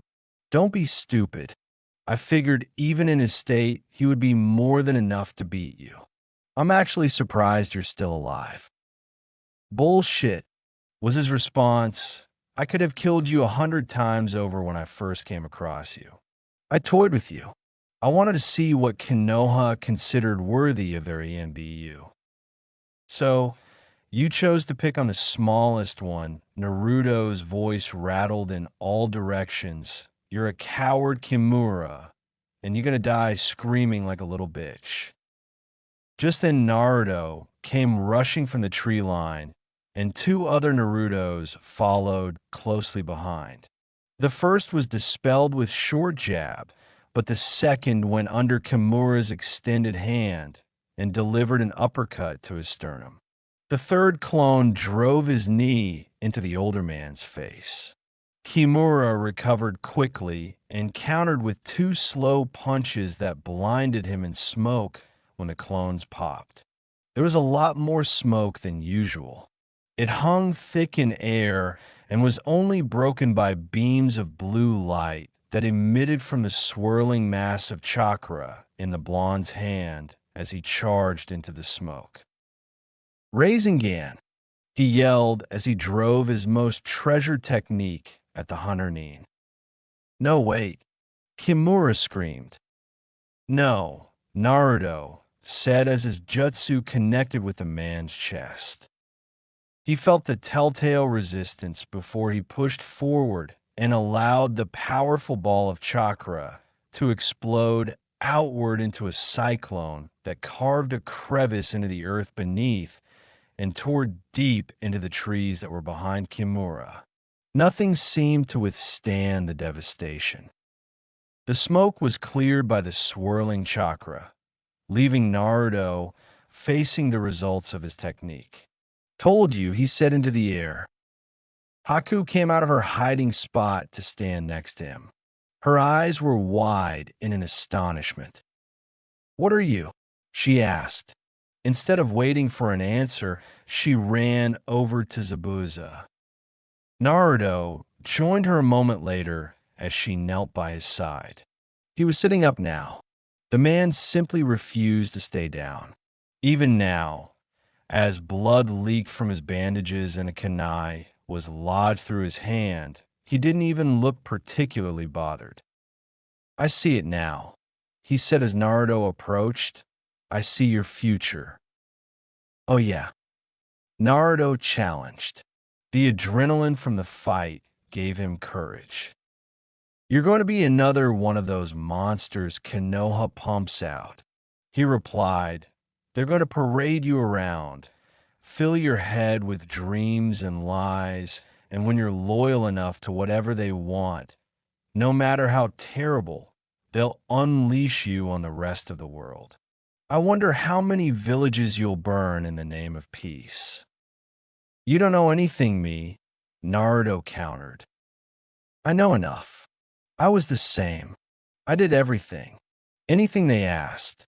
And then my number was up, they sent fools like Kimura after me. They burned entire villages to find me. Her village was one of them. Haku hung her head, and it all began to make sense to the blonde. I don't know what you went through, but we're nothing alike. I would never butcher my comrades for the sake, nor would I ever be ordered to. You served a broken system. It only makes sense that you came out of the other end just as broken. Tell that to the white fawn. That's different, and you know it. No, it's the same. The mission comes first. It will always come first. It's your arrogance that blinds you. You think you'll be special. You'll be that one in a million that will never have to make that hard choice. No amount of camaraderie will stay your hand when that order's given. You'll tell yourself that it's for the good of the village, your people, your family. Zabuza looked away. There was definitely something beneath his words. It was pain, the blonde realized. Yet here you are, Zabuza eyed the blonde, waiting for him to continue. You're fighting to bring down the system that made you, in the hopes that something better will take its place. I saw the look in your eye earlier, the way you protect Haku. You put on this whole angry murder machine act, but deep down I think you do the right thing when given the opportunity to. So maybe there's still hope. Maybe special is just doing the right thing. The right thing? Boy, there is no right thing in this world. There is only power. Powerful people cast the illusion of right and wrong to keep idiots like you bound to their ideals. Zabuza said heatedly to the blonde, we are powerless in the face of their decisions. We just suffer the consequences. My godfather once told me that no suffering is infinite. He said we all have a chance to change our destinies. Naruto replied, your naivety is disgusting. The older man scoffed as he drew up to his feet. We're shinobi, boy. Our destiny is to suffer. Okay, so do we end our suffering? Enlighten me. Naruto was getting frustrated now. Who knew the demon of the mist was such a talker? Death, Zabuza replied quickly. It's not the scares and broken bones.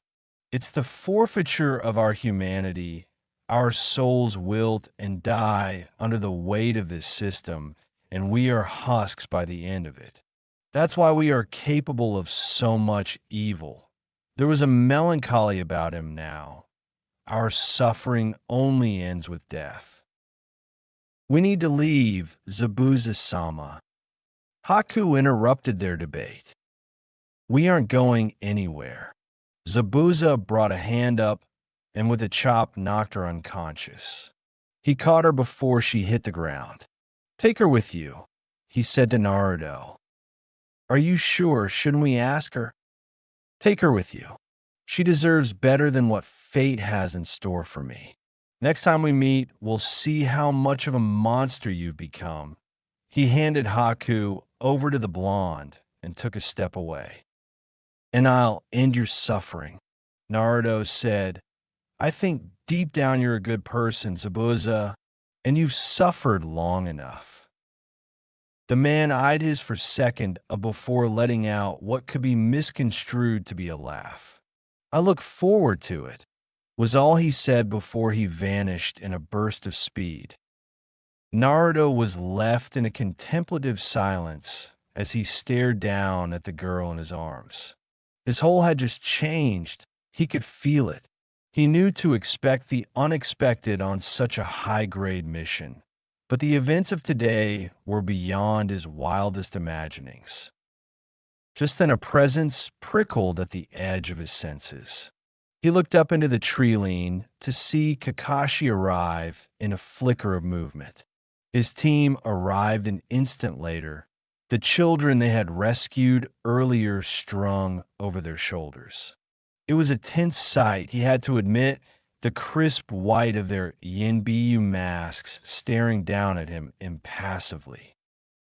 Your mission was to secure the holder of the Fury technique.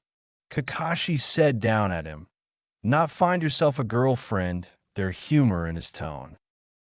Naruto sighed heavily and dropped down onto his backside. He was exhausted. Screw you, Captain, he replied. Protocol be damned. Operation Zone Delta Sigma, designation Dragonstone. It was always the same. He knew it was a dream. The heat, the pain, the rage, just a dream. Yet it was so real. Konoha burning in the distance through the purple shimmer of the barrier erected by his mother. He could see her, so far below him, with his father standing over the mewling form of his infant self. Naruto knew he wasn't watching the scene play out from his own eyes. It was a memory, yes, but not his own.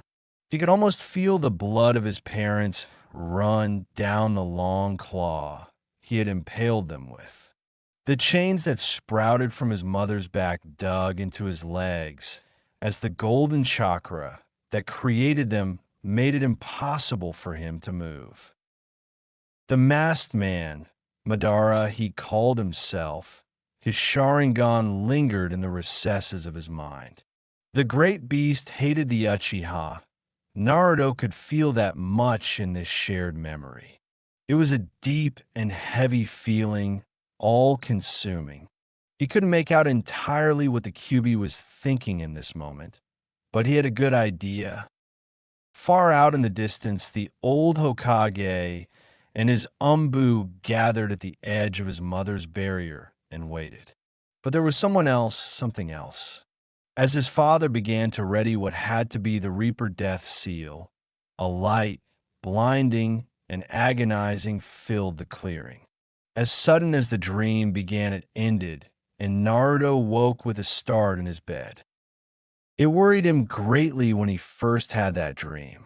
It was terrifying to think that he was seeing the last moments of his parents' lives through the eyes of the beast that killed them.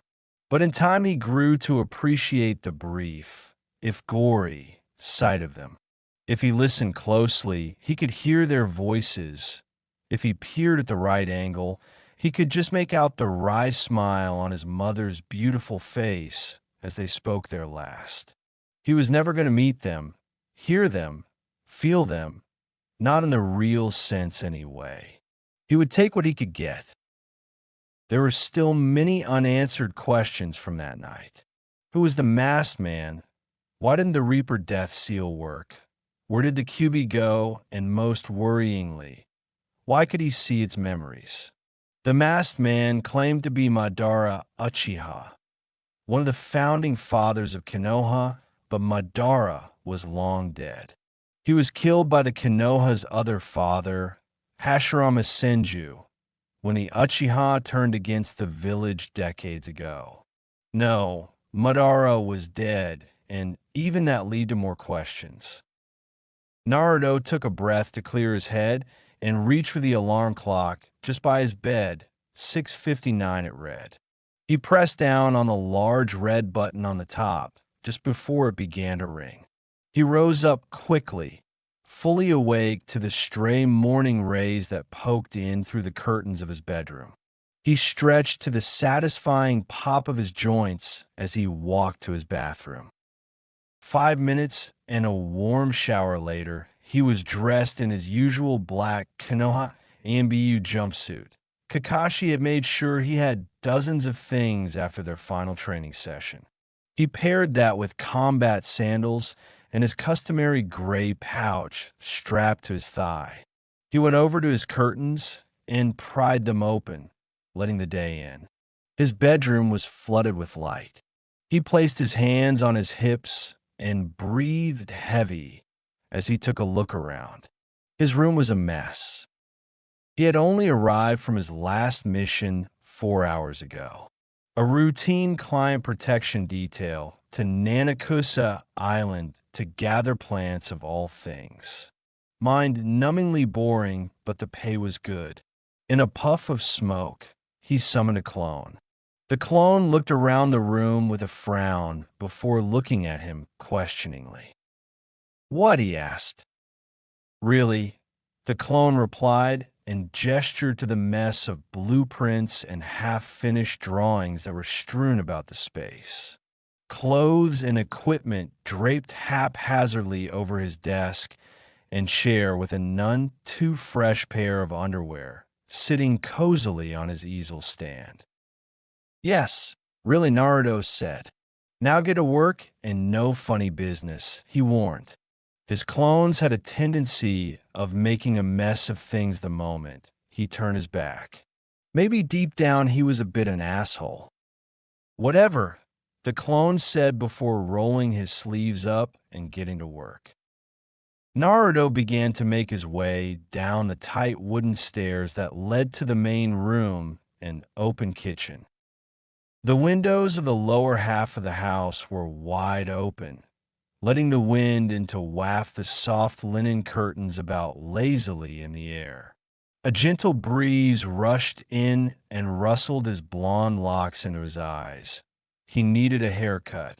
He quickly reached into his pouch, retrieved a headband, and wrapped his hair into a spiky ponytail with 2 long bangs framing his tan face. Someone had made breakfast, bacon and eggs with a bowl full of sliced fruit to complement. Naruto wasn't particularly hungry, though, and grabbed a slither of crispy bacon before making the head out of the open front door. "I go through the effort of making breakfast, and you never eat it," he heard behind him. "That's because you never make ramen," he replied without turning. Haku walked up near him with a large wooden model in her hand, seemingly looking for an open space in the cluttered room to rest it. "I never make it because it's not very nutritional," she replied absently, still searching. "At least have a drink of water. It's really humid today." "What's with the whole mother hen act this morning?" Naruto asked with a raised eyebrow, while wailing over to her as she peered at a wall with many other wooden models. They were of buildings and lined up on cramped shelves on every wall bearing the one the kitchen occupied. Naruto picked one at random and removed it, creating space for the one in Haku's hands. "No," she rebuked sharply. "Not that one. I always liked that one." "Okay," Naruto said before moving on to the one next to it. A small model of the stumpy apartment block just down the road from their home. Definitely not that one, Haku said. Oh, come on, Naruto rebutted. Now you're just hoarding. So what? You put a lot of work into these. If that's the case, just chuck them into a storage scroll, and you could have them forever. But then no one would see them. Well, they're not exactly decorations, he said through a chuckle. They are to me. She rebuked. Anyway, shouldn't you be heading to the big meeting? I've got time, he replied, but Shizen's back today, and I'm guessing you want me out of here, so you two can talk all girly. She eyed him sharply, and her mouth curved into a rare frown. You mean gossip, she said. What? Naruto replied. Aiko said when girls get together to talk, it's called gossip, Haku said plainly.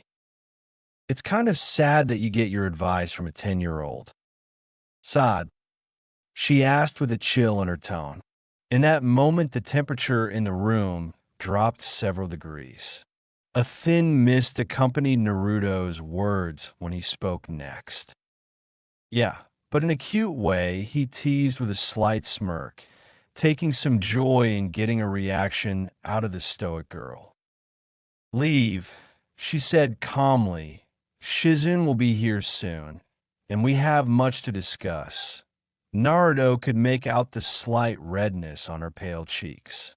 She had grown her hair out into a long, straight mane of black tresses that ran down to the small of her back. Two overlong bangs raced down the sides of her face to frame her almond eyes and the soft features around them.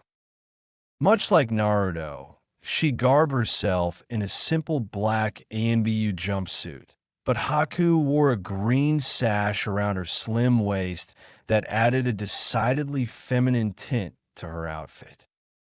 Fine, the blonde sulked and began for the door.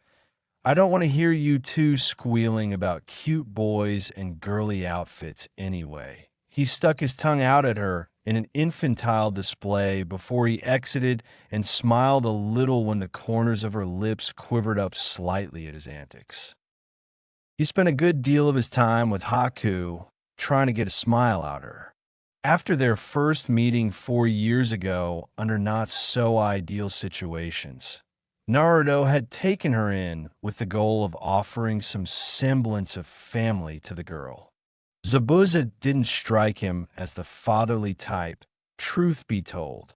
Cammy only knows what he had planned for her, though the effects of his short tutelage had a lasting effect on Haku. A part of her still saw him as her father, and she held some reverence for him for taking her away from the hellhole that was now Kirigakure. If he was to be completely honest with himself, it wasn't solely for her sake that he pleaded with Kakashi to allow him to bring her to his home. He had always felt something of an outcast within his family, and having someone who was also an outsider alongside him had changed his life for the better. It took some time for her to adjust. At first, she tried to escape every chance she got. She was convinced that he had kidnapped her, and Zabuza was somewhere out in the world looking for her. Naruto wasn't quite sure when it all changed, but one day she made breakfast, and the rest was history. He liked to think it was his amazing sense of humor that turned her, but he knew it was most likely Tsunade's influence that finally broke through to her. Her weekly session with Shizen had also probably helped her to work through her trauma. The two girls had grown inseparable since then. Shizen was always like a big sister to him, but to see her take Haku under her wing really did warm his heart. They were good for each other, but with Shizen's frequent trips to the mainland, they didn't spend as much time together as they used to, which was why Haku was so excited to learn that the older girl was on her way back to the island. Naruto took a breath of the fresh sea air as he began down the worn dirt path that led from their humble wooden house, one of his earlier projects. It was nestled against a rocky outcropping with a small stream that ran right next to it, and down a gradual hill into a waterfall that fed a small lake at the center of the island. He had chosen the high ground because from here he could look out for miles over the verdant blue of the Southern Ocean. In the distance, he could, on a clear day, see the shimmering forms of some of the hundreds of islands that dotted the sea between the continent that housed the elemental nations and sea country to the south. It was less of a country and more a loose conglomeration of city and island states, with a largely ceremonial figurehead holding the position of daimyo. All around him, tropical birds sung their morning songs from the tops of towering island trees that coated the entire scene in a sea of vibrant green with brown trunks that ran with morning dew from the humid night.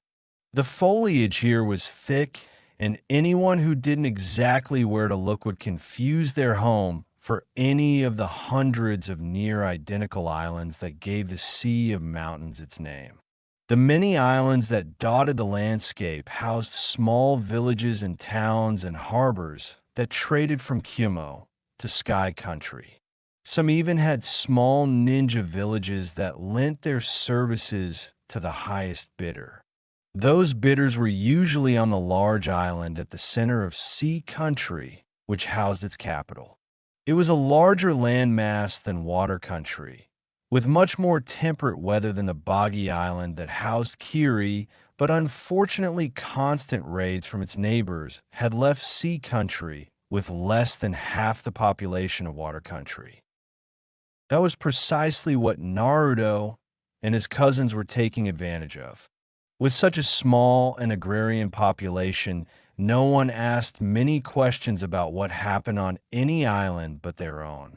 There was no unified army or even police force to enforce any real sense of law and order. As such many pirates and missing mean had set up many kingdoms of their own under the umbrella of Water Country's sovereign territory. Ancient treaties enforced by the lands of fire, wind, and lightning from a time long before hidden villages meant that no invading force tended to stick around long enough for Water Country to cash in on the promises made by 3 of the big 5 countries. Even Kiri, in the height of the last war, steered very clear of Water County's borders. With no outside force to come and unify the disparate people of this country, they inadvertently created the perfect situation for him and what was left of the Uzumaki to move in and earn a healthy living as shinobi for hire. They kept their true identities a very closely guarded secret. Only a handful at the highest level of Konoha's government knew of their existence. Before the blonde had escaped the shadow of his home, a familiar chakra tugged at his senses, and he flashed out existence moments before a great wave of water washed over the ground he stood on. It flowed away from the house, down the path, and along the river that bordered it.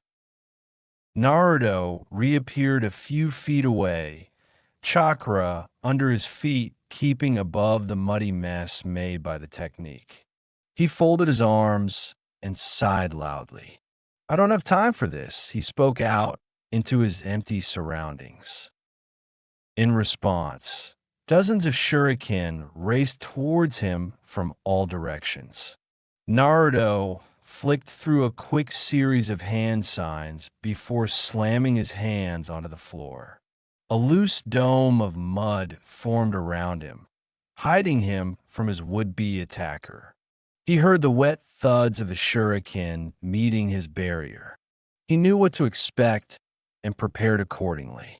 It wasn't long before he felt the telltale signs of a fire technique engulfing the hardening mud and baking it into a white-hot oven before exploding it inward under the force of the flames. A moment later, a young boy landed where Naruto had seemingly perished under the force of the technique. He was weary, brown eyes scanning his surroundings feverishly. He had spiky blonde hair that ran down to the small of his back, with a silver hapuri covering his forehead and the sides of his chubby face. He shrieked loudly when a pair of hands broke through the baked earth and reached for his feet. The boy bounded away quickly before Naruto burst from the ground and dashed into his guard, not allowing him to create too much distance. As Naruto reached for him, the boy clamped his hands together, interlocking his fingers, and summoned a spike from the earth that Naruto barely avoided by halting his momentum and flipping backwards. More spikes rose up and gave chase, forcing Naruto into a series of deft turns and agile flips to avoid being impaled. Concentration was etched on the young boy's face as his technique failed to pin Naruto down. A miasma of power warped the air around him as he poured his dense chakra into a never-ending series of spikes that had quickly turned the small clearing outside of Naruto's home into a death trap. Naruto had seen enough and soon sprung high into the air. His opponent, seeing his opening, broke his technique and made to form another, but was forced to roll away when Naruto rocketed a kunai at his head. Another followed when he stopped rolling and the boy batted it away with one his own. But to shock the moment, he connected with Naruto's blade. It burst into smoke from which a great fist raced out and connected with the side of his head, sending him careening across the floor and crashing into one of the spikes he'd made earlier. With the chakra that had created it all, but gone, it was brittle and crumbled easily under his momentum. Naruto eyed him closely as his clone landed next to him in a crouch. To his credit, the boy was up quickly and began to rush through hand signs. "Oh, no you don't," Naruto said under his breath, and leapt into close combat range, not allowing any further ninjutsu.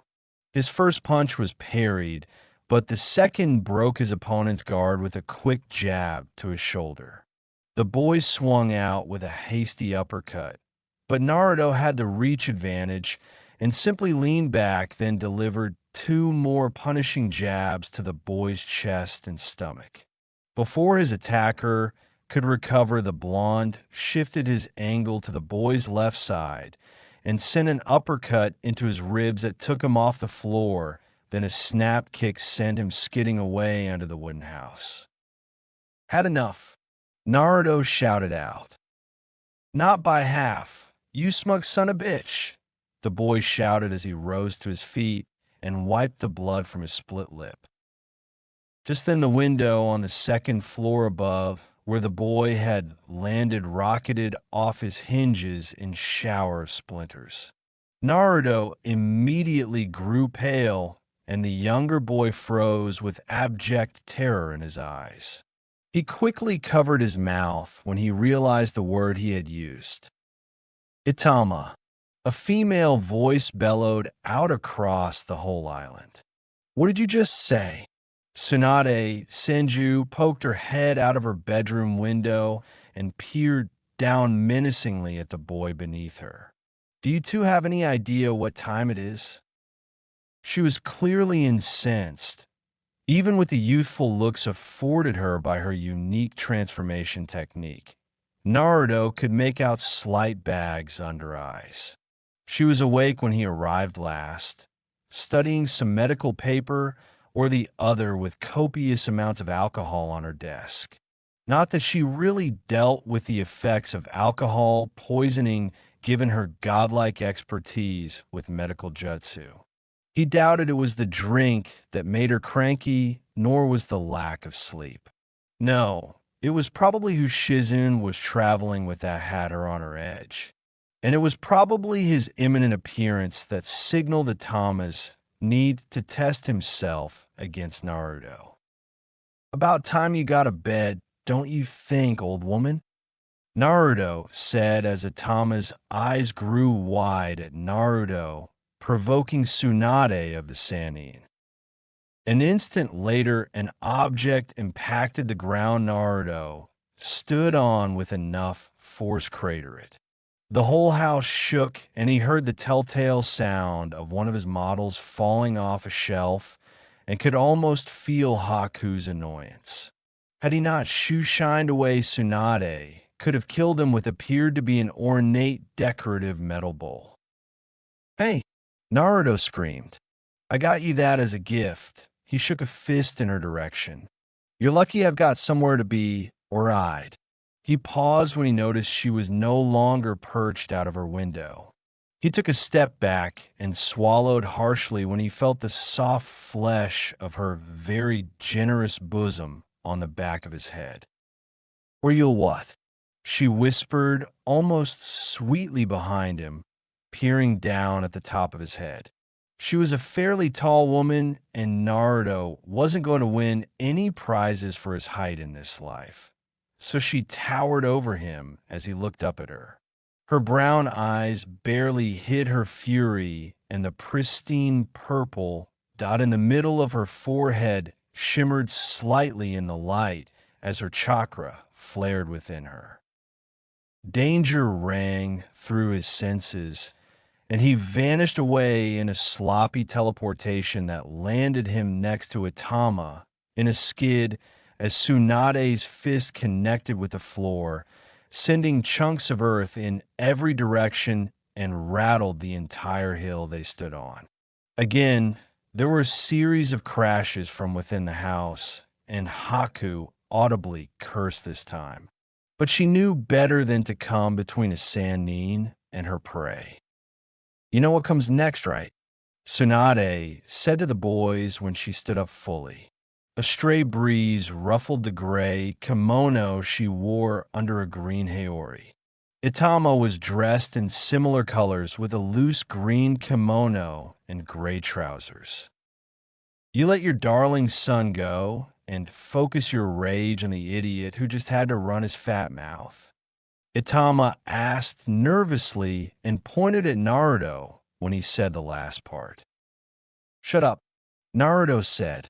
"This is all your fault." "My fault? We could have just walked away," Itama rebuked.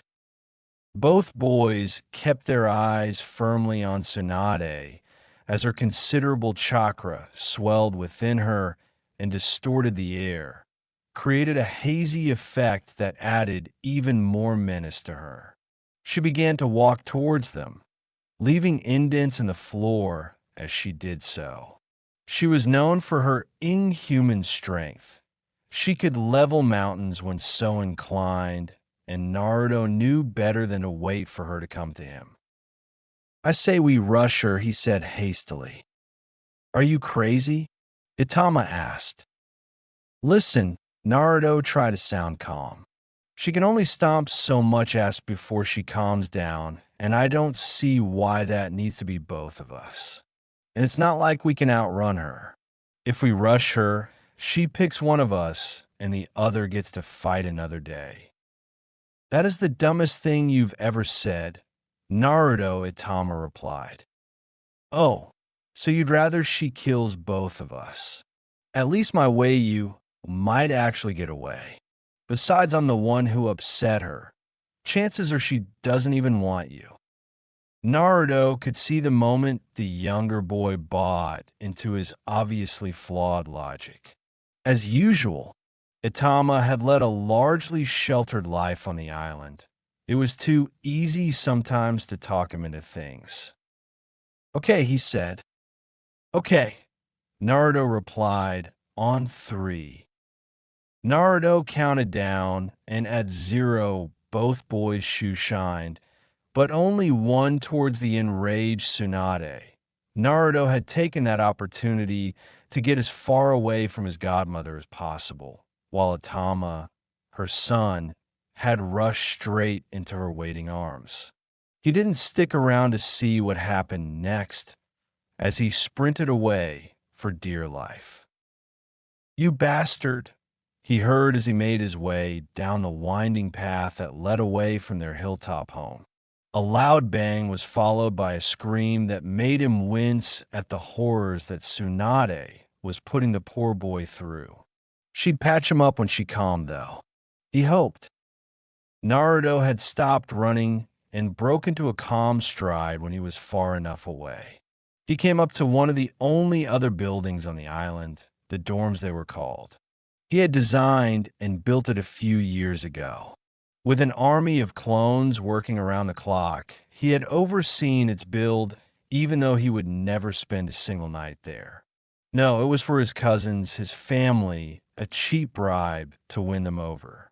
Before this, they lived in a rickety shack that howled something awful when the wind ran through it on a stormy night. When his godfather had told him that Tsunade was coming to visit with young Atama in tow, he had decided that she could not stay in the old shack. He had always had a head for building, as far back as he could remember, whether it was with sand or the random sticks and stones that dotted the landscape. He was always building something. He took it up a notch and moved from making chairs and tables to rudimentary tree houses before he was even 6. As it turns out, being a shinobi had a lot of transferable skills, if you had the vision. Also, living this far away from civilization meant that he had to learn to all sorts of things. He was taught to sew, to cook, to forage. He was tutored in metallurgy, masonry, and a dozen other seemingly superfluous disciplines from the day he could talk. It was all in the hopes that he could benefit his people. All his cousins had been taught the same things, and they'd each found their niche, things that they excelled in that could be leveraged on missions and used to make life on this distant rock somewhat more bearable.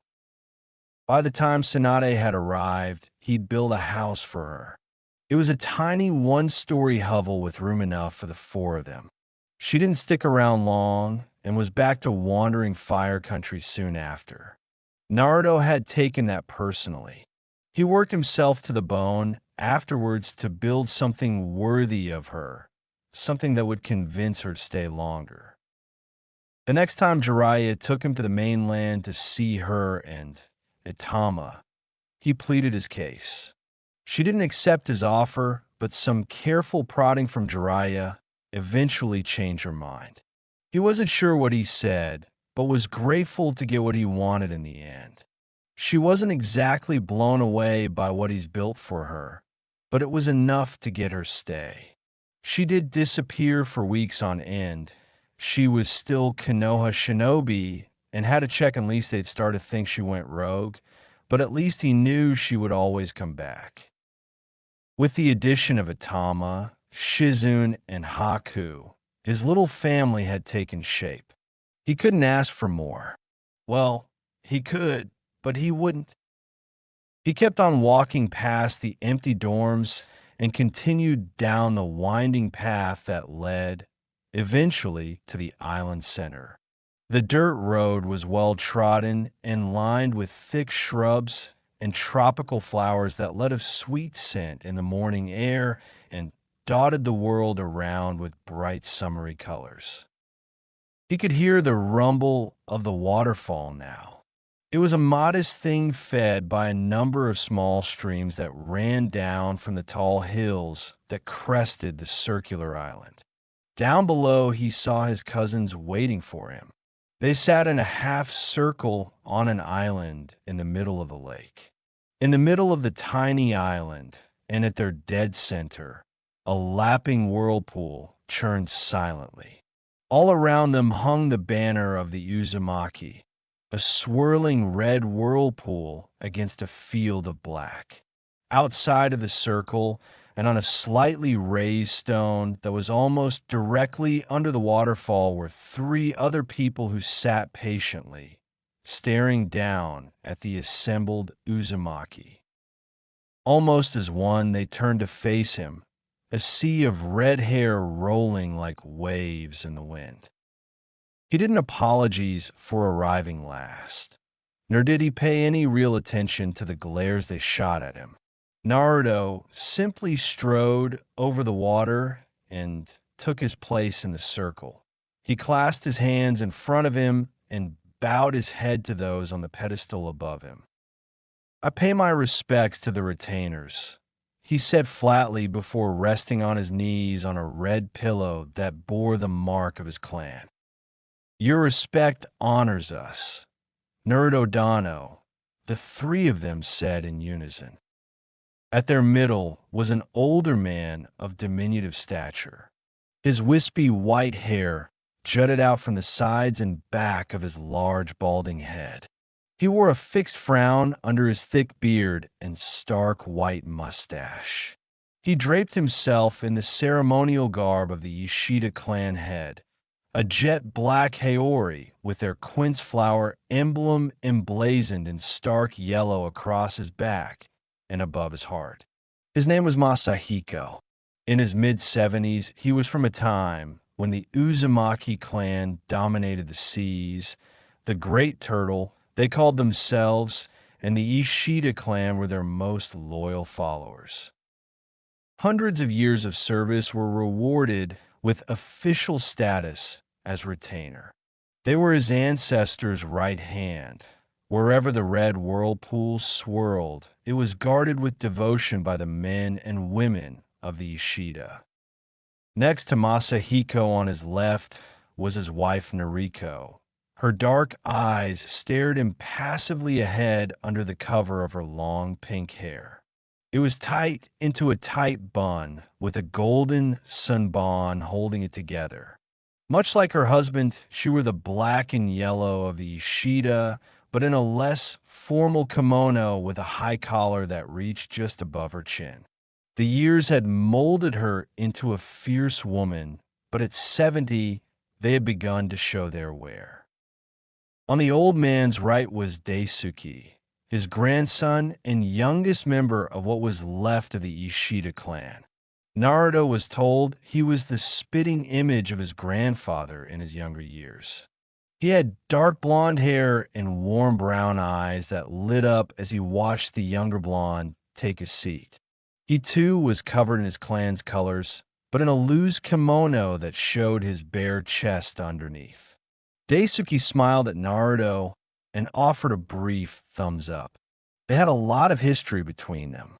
Daisuke was everyone's unofficial older brother, given the age difference between him and his Uzumaki charges.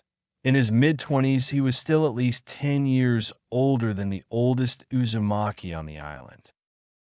"Nice of you to show up." Naruto grit his teeth at the remark.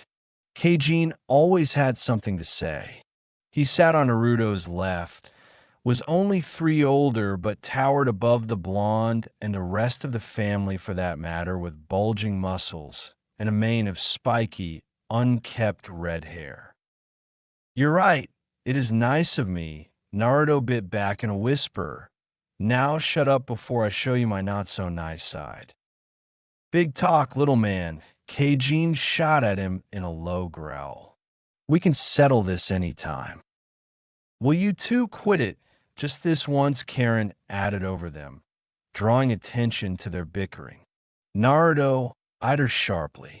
She glared back before adjusting her glasses. Her red hair was smooth on one side and defiantly spiky on the other, a trait she hated.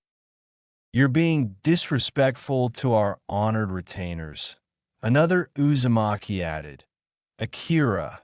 She was the same age as Keijin, but carried a dignity and assertiveness about her that spoke volumes about her maturity. "Apologies, Ishida. Dano, please continue." Masahiko cleared his throat. "Thank you, Akira Dano. Now that we are all here, we can commence our monthly general purpose meeting. Before we begin, does anyone have any matters of importance to table?" He looked around, but none of the shinobi in front of him offered anything. He was probably used to that by now. "Okay then," As has become customary, I will table the first motion, head of the Uzumaki clan. He sighed as he spoke. Has there been any consensus among you on who shall take up this most honored responsibility? They all knew the answer. No, the gathered Uzumaki said as one. It was a wedge between Naruto and cousins. Bearing Aiko, the youngest among them, they all believed they should be clan head. When Great Yuzu fell the leader of their clan, and his children were slaughtered. While they all could tangentially cite some blood claim to the position by virtue of being Uzumaki, as it stood, there were no official records remaining to give credence to their claims. It was decided by the retainers, who deemed themselves unworthy of selecting their future leader from the crop of children that remained of their master clan, that they had to choose amongst themselves who would lead. That had not gone down well. It caused the constant bickering and one-upmanship that drove them all apart. Where they were once a makeshift family, now they stood at odds. While open hostilities were hidden under a thin veneer of respect, their spars tended to get well out of hand without Daisuke to supervise and keep the bloodletting to a minimum.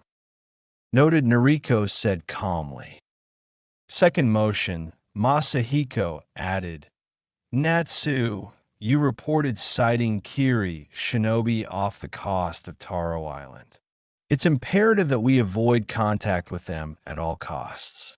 So, it is decided that Taro and its surrounding islands will be listed as no-goes for a period of 3 months. Oh, come on, Gramps, the aforementioned Natsu spoke up. He was a head taller than Naruto with hair that was more pink than red, with an open vest in lieu of a shirt that showed his muscular frame to the world. It was only one patrol, nothing we can't handle. I've just picked up a boatload of work there. I can't renege on these jobs. It will hurt my reputation. What reputation? Another boy said next to him. Everybody knows you as a loudmouth monkey who's as likely to burn their house down as he is to complete a Disarray. He said the last part with particular venom. He was another redhead with long spiky hair that led down to his mid-back and a series PF piercings running up the bridge of his nose and one under his button lip. His eyes were a vibrant red under even more metal studs in the young man's brow. Keep it up. Kingo, everyone knows who the real dragon is. Natsu spat at his cousin. Kingo, to his credit, cracked out a gruff laugh and smiled good-naturedly before letting the meeting continue. It was Daisuke who spoke next. Grandfather, he boomed in a deep, resounding voice. Natsu may be right. From what I've heard, it was a hunter squad, and they found their target. It would be unlike them to stick around for too long. Also, so long as everyone sticks to protocol, we shouldn't draw too much attention to ourselves. His grandfather stroked his pointy beard in thought. Have faith in them, husband. We cannot rely entirely on Konoha's goodwill. Noriko added, all wells run dry. She spied Naruto a look when she said the last part. The young blonde looked on him passively. It wasn't like they would be broke without Konoha throwing them a few missions every now and then, but those missions often paid a lot more than the pittance of the local C ranks. Another problem with Konoha's assistance was that it was usually directed to and through Naruto. The others saw this as the leaf exerting its influence in the power structure of their fledgling clan. Naruto couldn't deny that there was definitely a game being played, but he didn't really care. He had brought 2 Sanins and the most powerful hidden village in the world to the table. What did they bring? That being said, he had very little ambition to be the clan leader. He wanted his family, and he had one. His goal was to protect them. If that meant staying here or going back to the village he was born in then, so be it. He was not overly tied to the Uzumaki clan. He didn't even look like them, and they were very sure to remind him of that every chance they got. Their meeting went on for another 45 minutes. They ran over logistics, resource management, made plans for group training, and allocated this month's duties and responsibilities. The elders had done all they could to instill some sense of military discipline into their charges, and this worked for the most part. Duties were carried out with diligent precision, and orders tended to be followed well enough. A lot could be said for cohesion and general backchat, but one step at a time, Daisuke had assured. It was also a tad awkward because technically the retainers should have no authority over Uzumaki clan members, but when Konoha had stepped in to ensure the clan's survival, the third Hokage made it very clear that among other things it was for the retainers to raise the children as they saw fit with sometimes minimal influence from the leaf.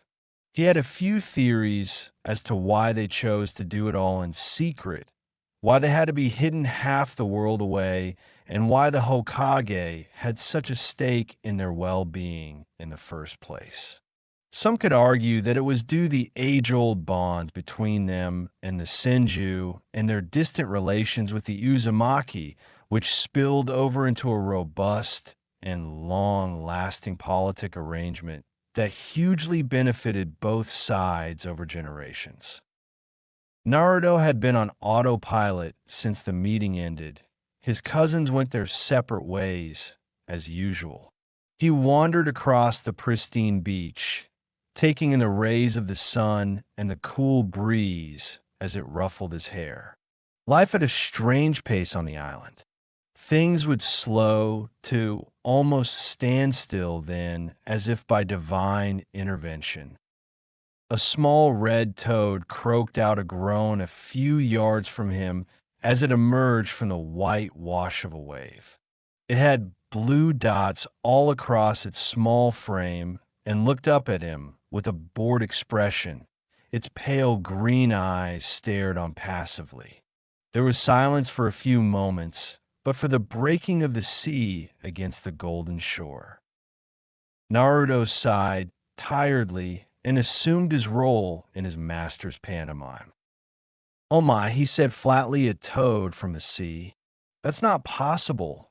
Whatever could this mean?"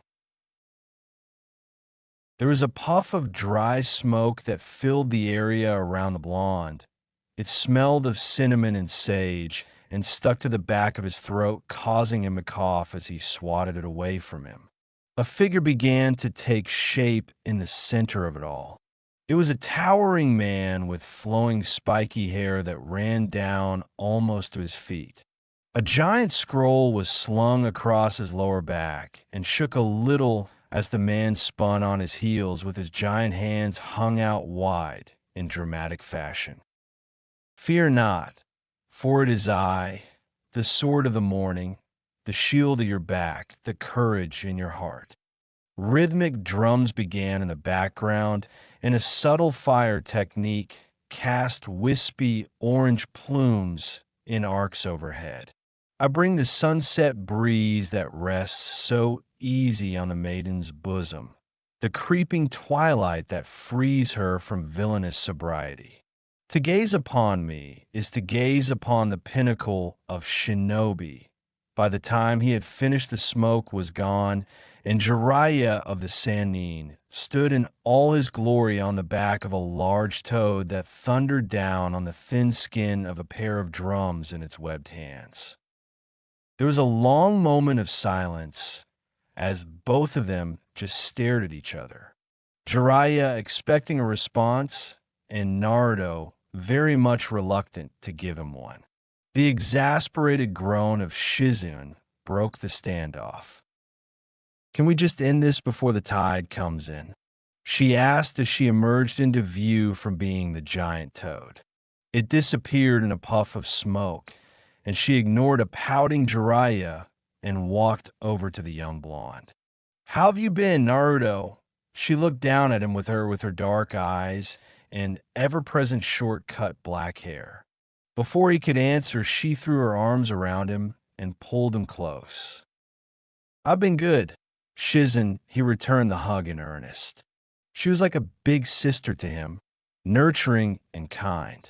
"It's not the same here when you're gone. Plus, Haku has no one to talk to." "Well, she does have you," Shizen responded and took a step back to praise him.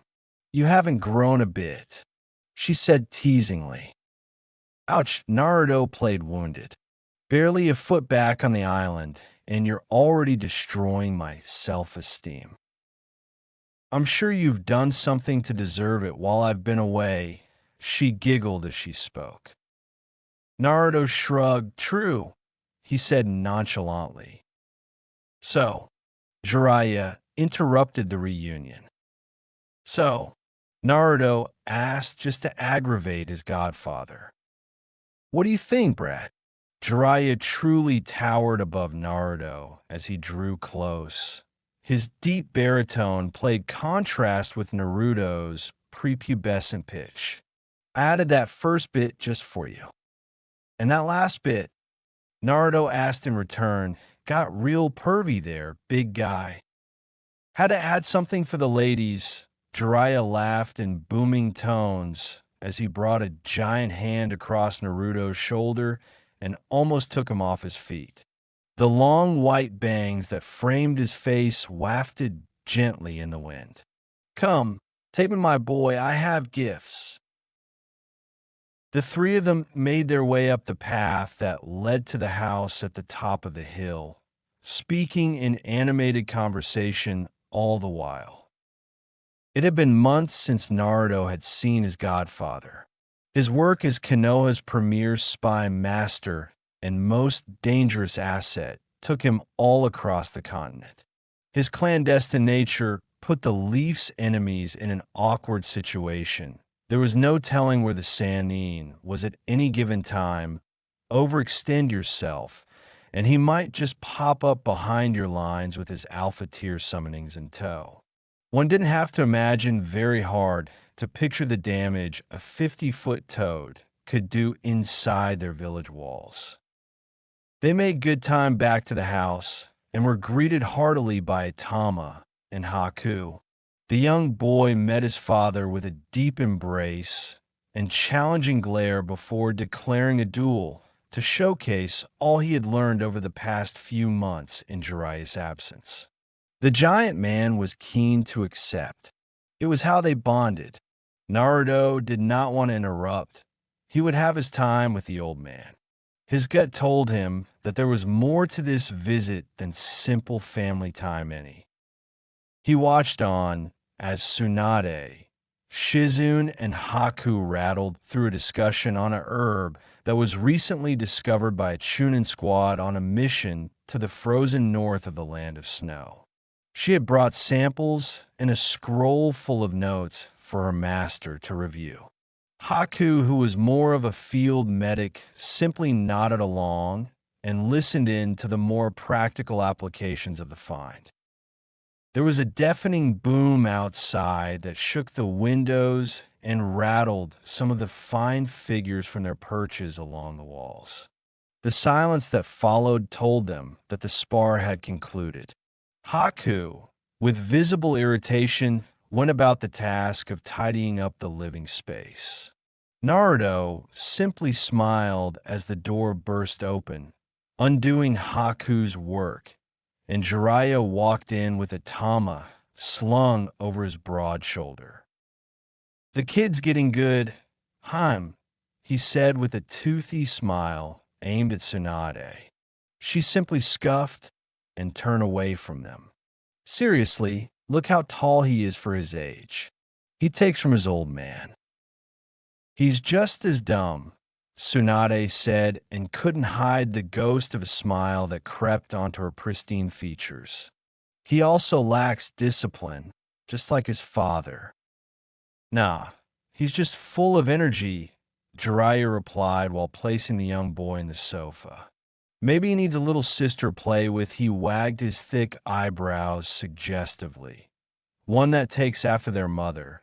He leered openly at her exposed cleavage, to balance things out.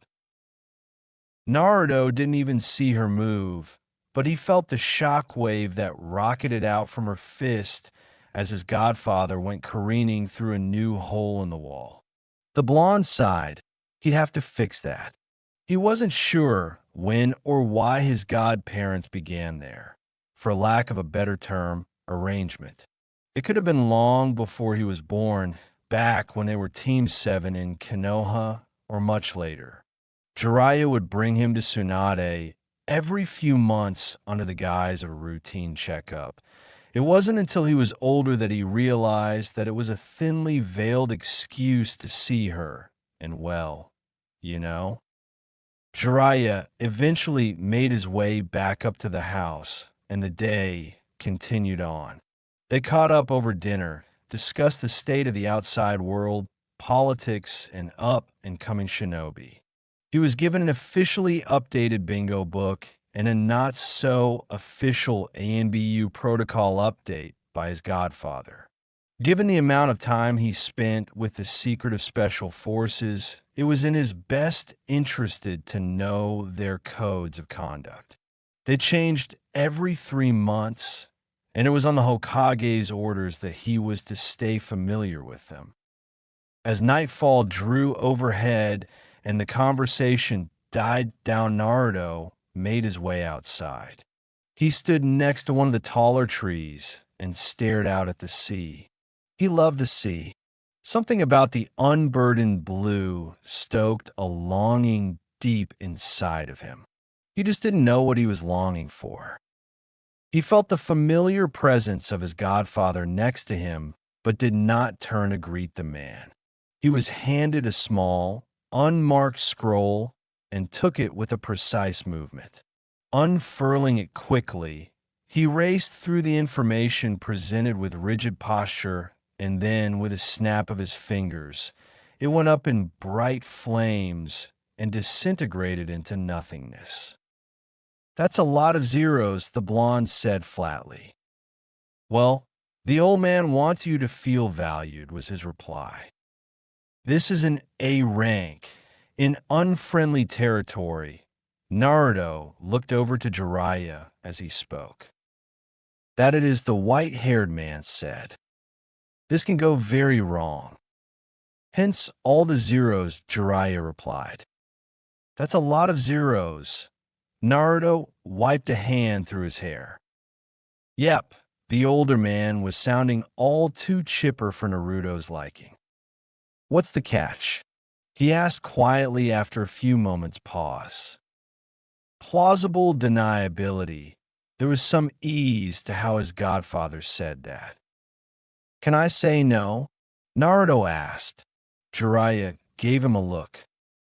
"No," the older man replied. He was very serious now. "He owns me, doesn't he?" The blonde shifted to a passive mask as he spoke. "Konoha," Jiraiya corrected, "values you, Naruto, but you're in the machine now. You have to put aside your feelings and think about your duty." He placed a giant hand on Naruto's shoulder. "A lot of lives depend on this." "Okay," Naruto said and drew in a sharp breath. "Let's do this, Land of Fire." 1145. The Land of Fire was by far the most powerful and prosperous of the 5 great nations. At the core of that power was Konoha, the first and most prominent ninja village in the world. The third Hokage had built on the foundations of his predecessors and created a juggernaut that dominated the continent financially and militarily. It was an old pact indeed that bound Konoha, the village hidden in the leaves, and the Fire Lord, ruler of the Land of Fire. Volume upon volume of detailed ledgers and treaties governed the Fire Court's relationship with what was almost a country within a country. When the first Hokage approached the Fire Lord of the time with his radical idea of a symbiotic ninja village within his domain, the Fire Lord almost laughed him away. But one did not laugh at a god, for that what Hashirama Senju was, the god of shinobi, a man without equal. The fruit of their alliance changed the world forever. Seemingly out of nowhere, the era of warring shinobi clans ended. Those who were smart enough were welcomed in with open arms. The clans that didn't, most of them didn't survive the reprisals of the newly minted Konoha. Some clans, however, had long-lasting relationships within the Fire Lord's court. Relationships that allowed them to carve out a living in this new era. The Tsuchigumo were one such clan. A distant relative of theirs had found his way on to the Fire Lord's council. It was he who founded the 12 Ninja Guardians, the Fire Lord's elite bodyguard. Their clan was allowed to retain their independence and work directly with the Fire Lord. This lasted for generations, but Konoha was canny to this, and the third Hokage undermined the Tsuchigumo to the point of irrelevance. What was once the sword and shield of the Fire Lord was now a backwater village with a handful of mid-level shinobi and a dwindling population. This is what made Naruto's mission even more strange. The assignment was rudimentary. Konoha intelligence had reason to believe the Fury technique had come into the possession of the leader of the Tsuchigumo clan, an elderly man named In-no Ryu.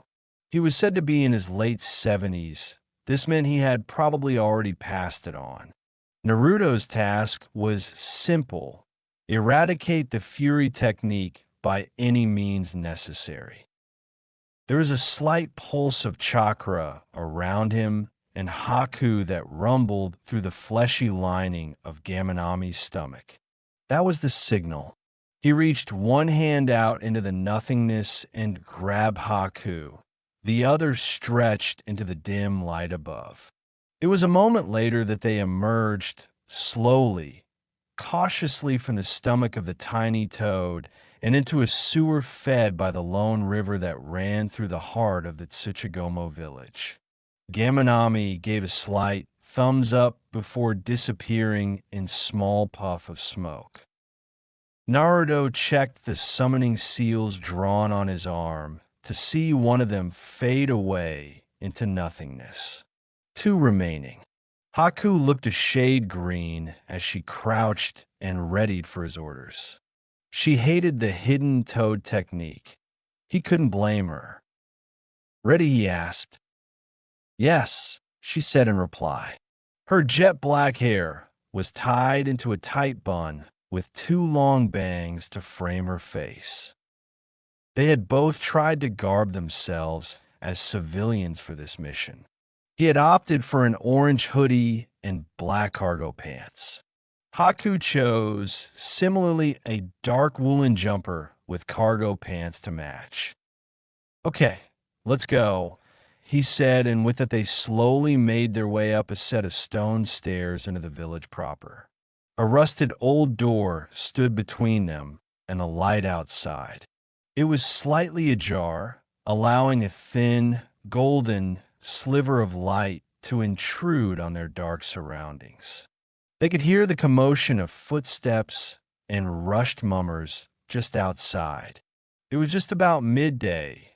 Now, there was a dull bell that rung out and vibrated the world around them whenever it struck. As the crowd blew past, they snuck out and blended seamlessly into the raging mass. The first thing that struck Naruto was the general state of the village and its people, muddied and tattered. It had rained earlier in the day, and the earth was soft beneath their feet, churned and loose by the crowd atop it. Most of the young people shuffled ahead with fear in their eyes, caked in the brown mud with rags for clothing. He could see the crumpled remains of a large building that showed the telltale signs of a fire technique exploded from the inside. Next to it, and for almost the length of the street, all other buildings had smashed windows and varying degrees battle damage. It was as if a war had been fought here. The overgrowth of plants along the buildings present told the blonde that it happened a while ago. The bell continued to ring as they approached what looked to be the town square. He knelt and scooped a handful of loose mud and wiped it across his jumper and trousers. What remained was smeared across his face. He paid particular attention to the whisker-like marks that ran across his chubby cheeks. He spied Haku doing the same to her clothing. It was important that they blended in every way. Ahead of them and the rest of the crowd was a wooden stage. It was high enough for even Naruto to see it clearly. The great bell rang one last time from a tower just behind it. Atop the stage stood 4 people. At the head of them was a tall, well-built man with black shaggy hair around bangs that hung over his eyes to frame both sides of his face. They stood over pronounced creases underneath his cruel, coal-black eyes. He wore a high-collared blue cloak and a black top that ended at his mid-chest with dark pants underneath. Shiranami, Naruto thought. He was included in the mission briefing. According to intelligence, he had left the village after his father died 8 years ago. He had seemingly returned. The others had their heads covered with brown sacks. They trembled and shook, and their bruises became apparent to the blonde as he watched on impassively. It seemed the whole village had gathered on the bell's command. Around 300 people, if Naruto guessed correctly. Even without using his sensory techniques, he doubted there were any shinobi in the crowd. On the stage, the man, Shiranami, began to speak when things had settled. "My good people," he spoke smoothly and loudly, "we have endured much at the hands of these rebels. We have lost friends and family. Our entire way of life has fallen to their cruelty and lies." He stuck out an accusing finger at the 3 prisoners. "But our trials are near their end. Our enemy is exhausted. Before you stands almost all they have left. They are pitiful and weak. I only wish I could have driven them out sooner. That is my failing. I wish I could have saved my own father and dear mother from no Gyoja's madness." He sighed, and a pained expression took him over as he exaggerated his features to sell his supposed pain. "So many of our brothers and sisters, fathers and mothers have fallen. Please accept my humble sacrifice as a salve for torments you've endured." The crowd did not stir. If anything, they looked anxious. A look of resignation began to infect the onlookers. Naruto readied himself. Haku clenched her fists and steeled her dark eyes on the man. She had told him about the public execution she had witnessed in Kiri, and this had all the signs of one. Naruto could hear muffled pleading and begging, yet none of the prisoners moved. They were not bound in any way he could see, but they did not move beyond the occasional shiver. Shiranami began to move his right hand slowly, a solemn look on his face as he began to write a kanji in the air. He traced and carved black markings into life. A moment later, the word manipulate floated for all to see. The 3 captives then moved as one, sluggish and resistant. They took 2 steps forward, then fell to their knees. Shiranami then traced another kanji.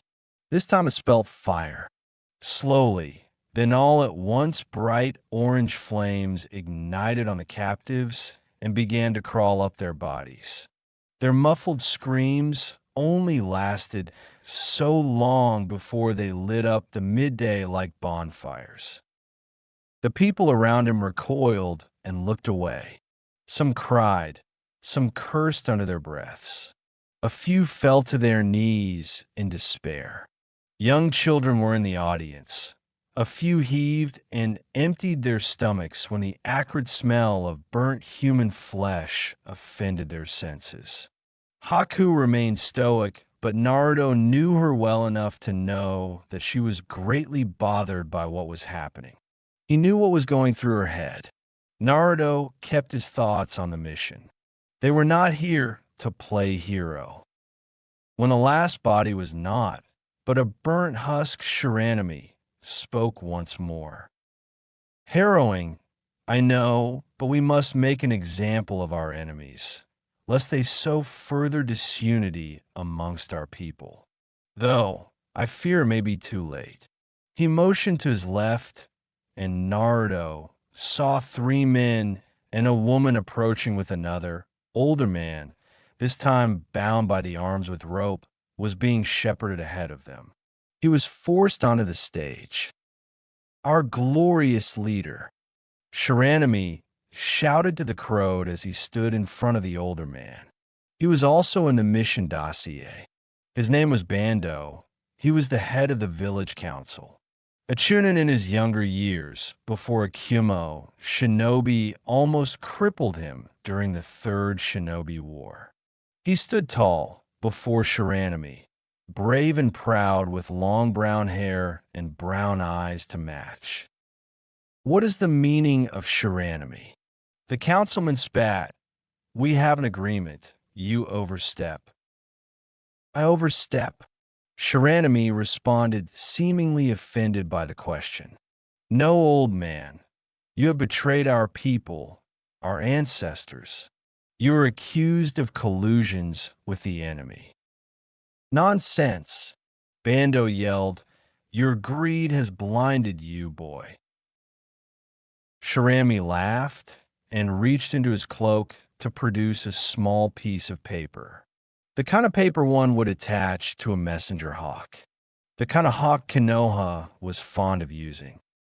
The old enemy, the great enemy.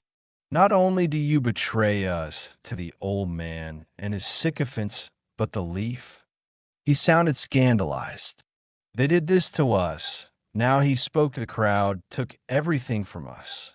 Made us paupers when we used to be kings. We had the Fire Lord in our thrall, and now we beg and scrape as our once great village becomes a rotting corpse. Bando, for his part, listened patiently with defiance etched into his features. The old way is dead. He finally spoke. The sun has set on the Tsuchigomo clan. It is time we accept the reality that we are no longer shinobi. It is not ours to covet power. That damnable technique is a relic we should be rid of. That is not your decision to make. Shiranami lashed out with a backhand that rocked the old man from his feet. You have only served to speed up the inevitable. That I have, boy. There was resignation in his voice. The death knell has been rung. Don't listen to him. Shiranami yelled, Konoha will not come. They fear our power. Take him away, he said as his enforcers grabbed Bando roughly and dragged him off the stage. He served his people well for a generation. I am not a cruel man, Bando.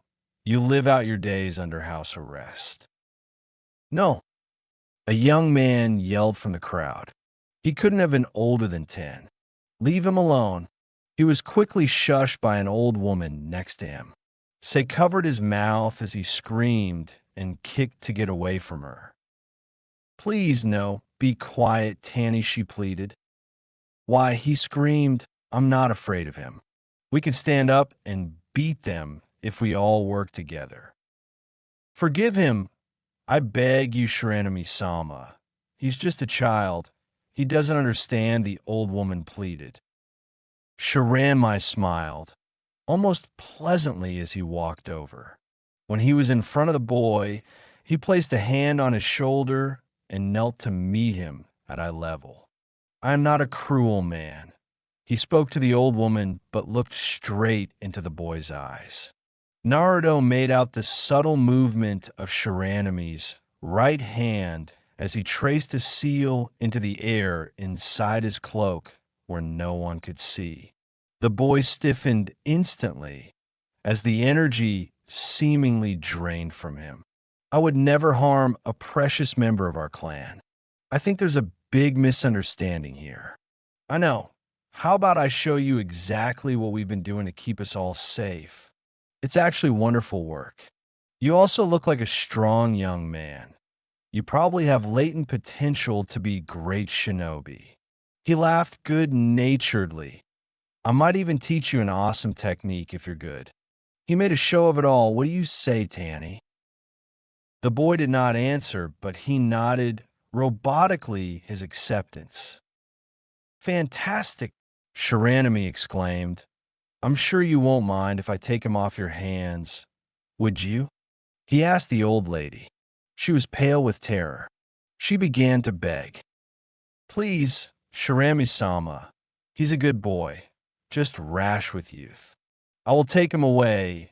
Hide him. You'll never see him again. She was crying and sobbing now.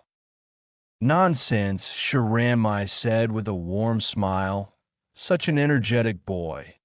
I'm worried he'll get himself into trouble if we just leave him be. Besides, what a gift it is to be given a personal tour of our headquarters by your protector. He paused and sighed. Well, I'm feeling generous today, so if it can't be your darling boy, then maybe I'll take 2 others. What do the rest of you think? He grew menacing and turned to the crowd. Him or 2 others? He let the question hang, and within a moment, a handful of people from the crowd grabbed the old woman and pulled her into the mass. They made sure to cover her mouth. What an honor, someone stuttered out. I'm sure his mother just doesn't understand. Feel free to do as you please, Shiranemi-sama. Good, Shiranemi purred. Come now, Temi-kun. He walked away, and a moment later the boy followed. When they took a left turn and disappeared into the rows of crooked buildings that lined the road, it was as if the floodgates opened. Great wails and cries filled the air. The tension had become so thick that it was as if a bubble had burst when the shinobi left. Naruto had seen enough. He gestured to Haku, and they slipped away from the huddled masses and into a side street. They walked a while, scanning the walls next them. Naruto traced his gloved hand on a nondescript building in the alley and paused when he felt what he was looking for. He raced through hand seals that ended on rat.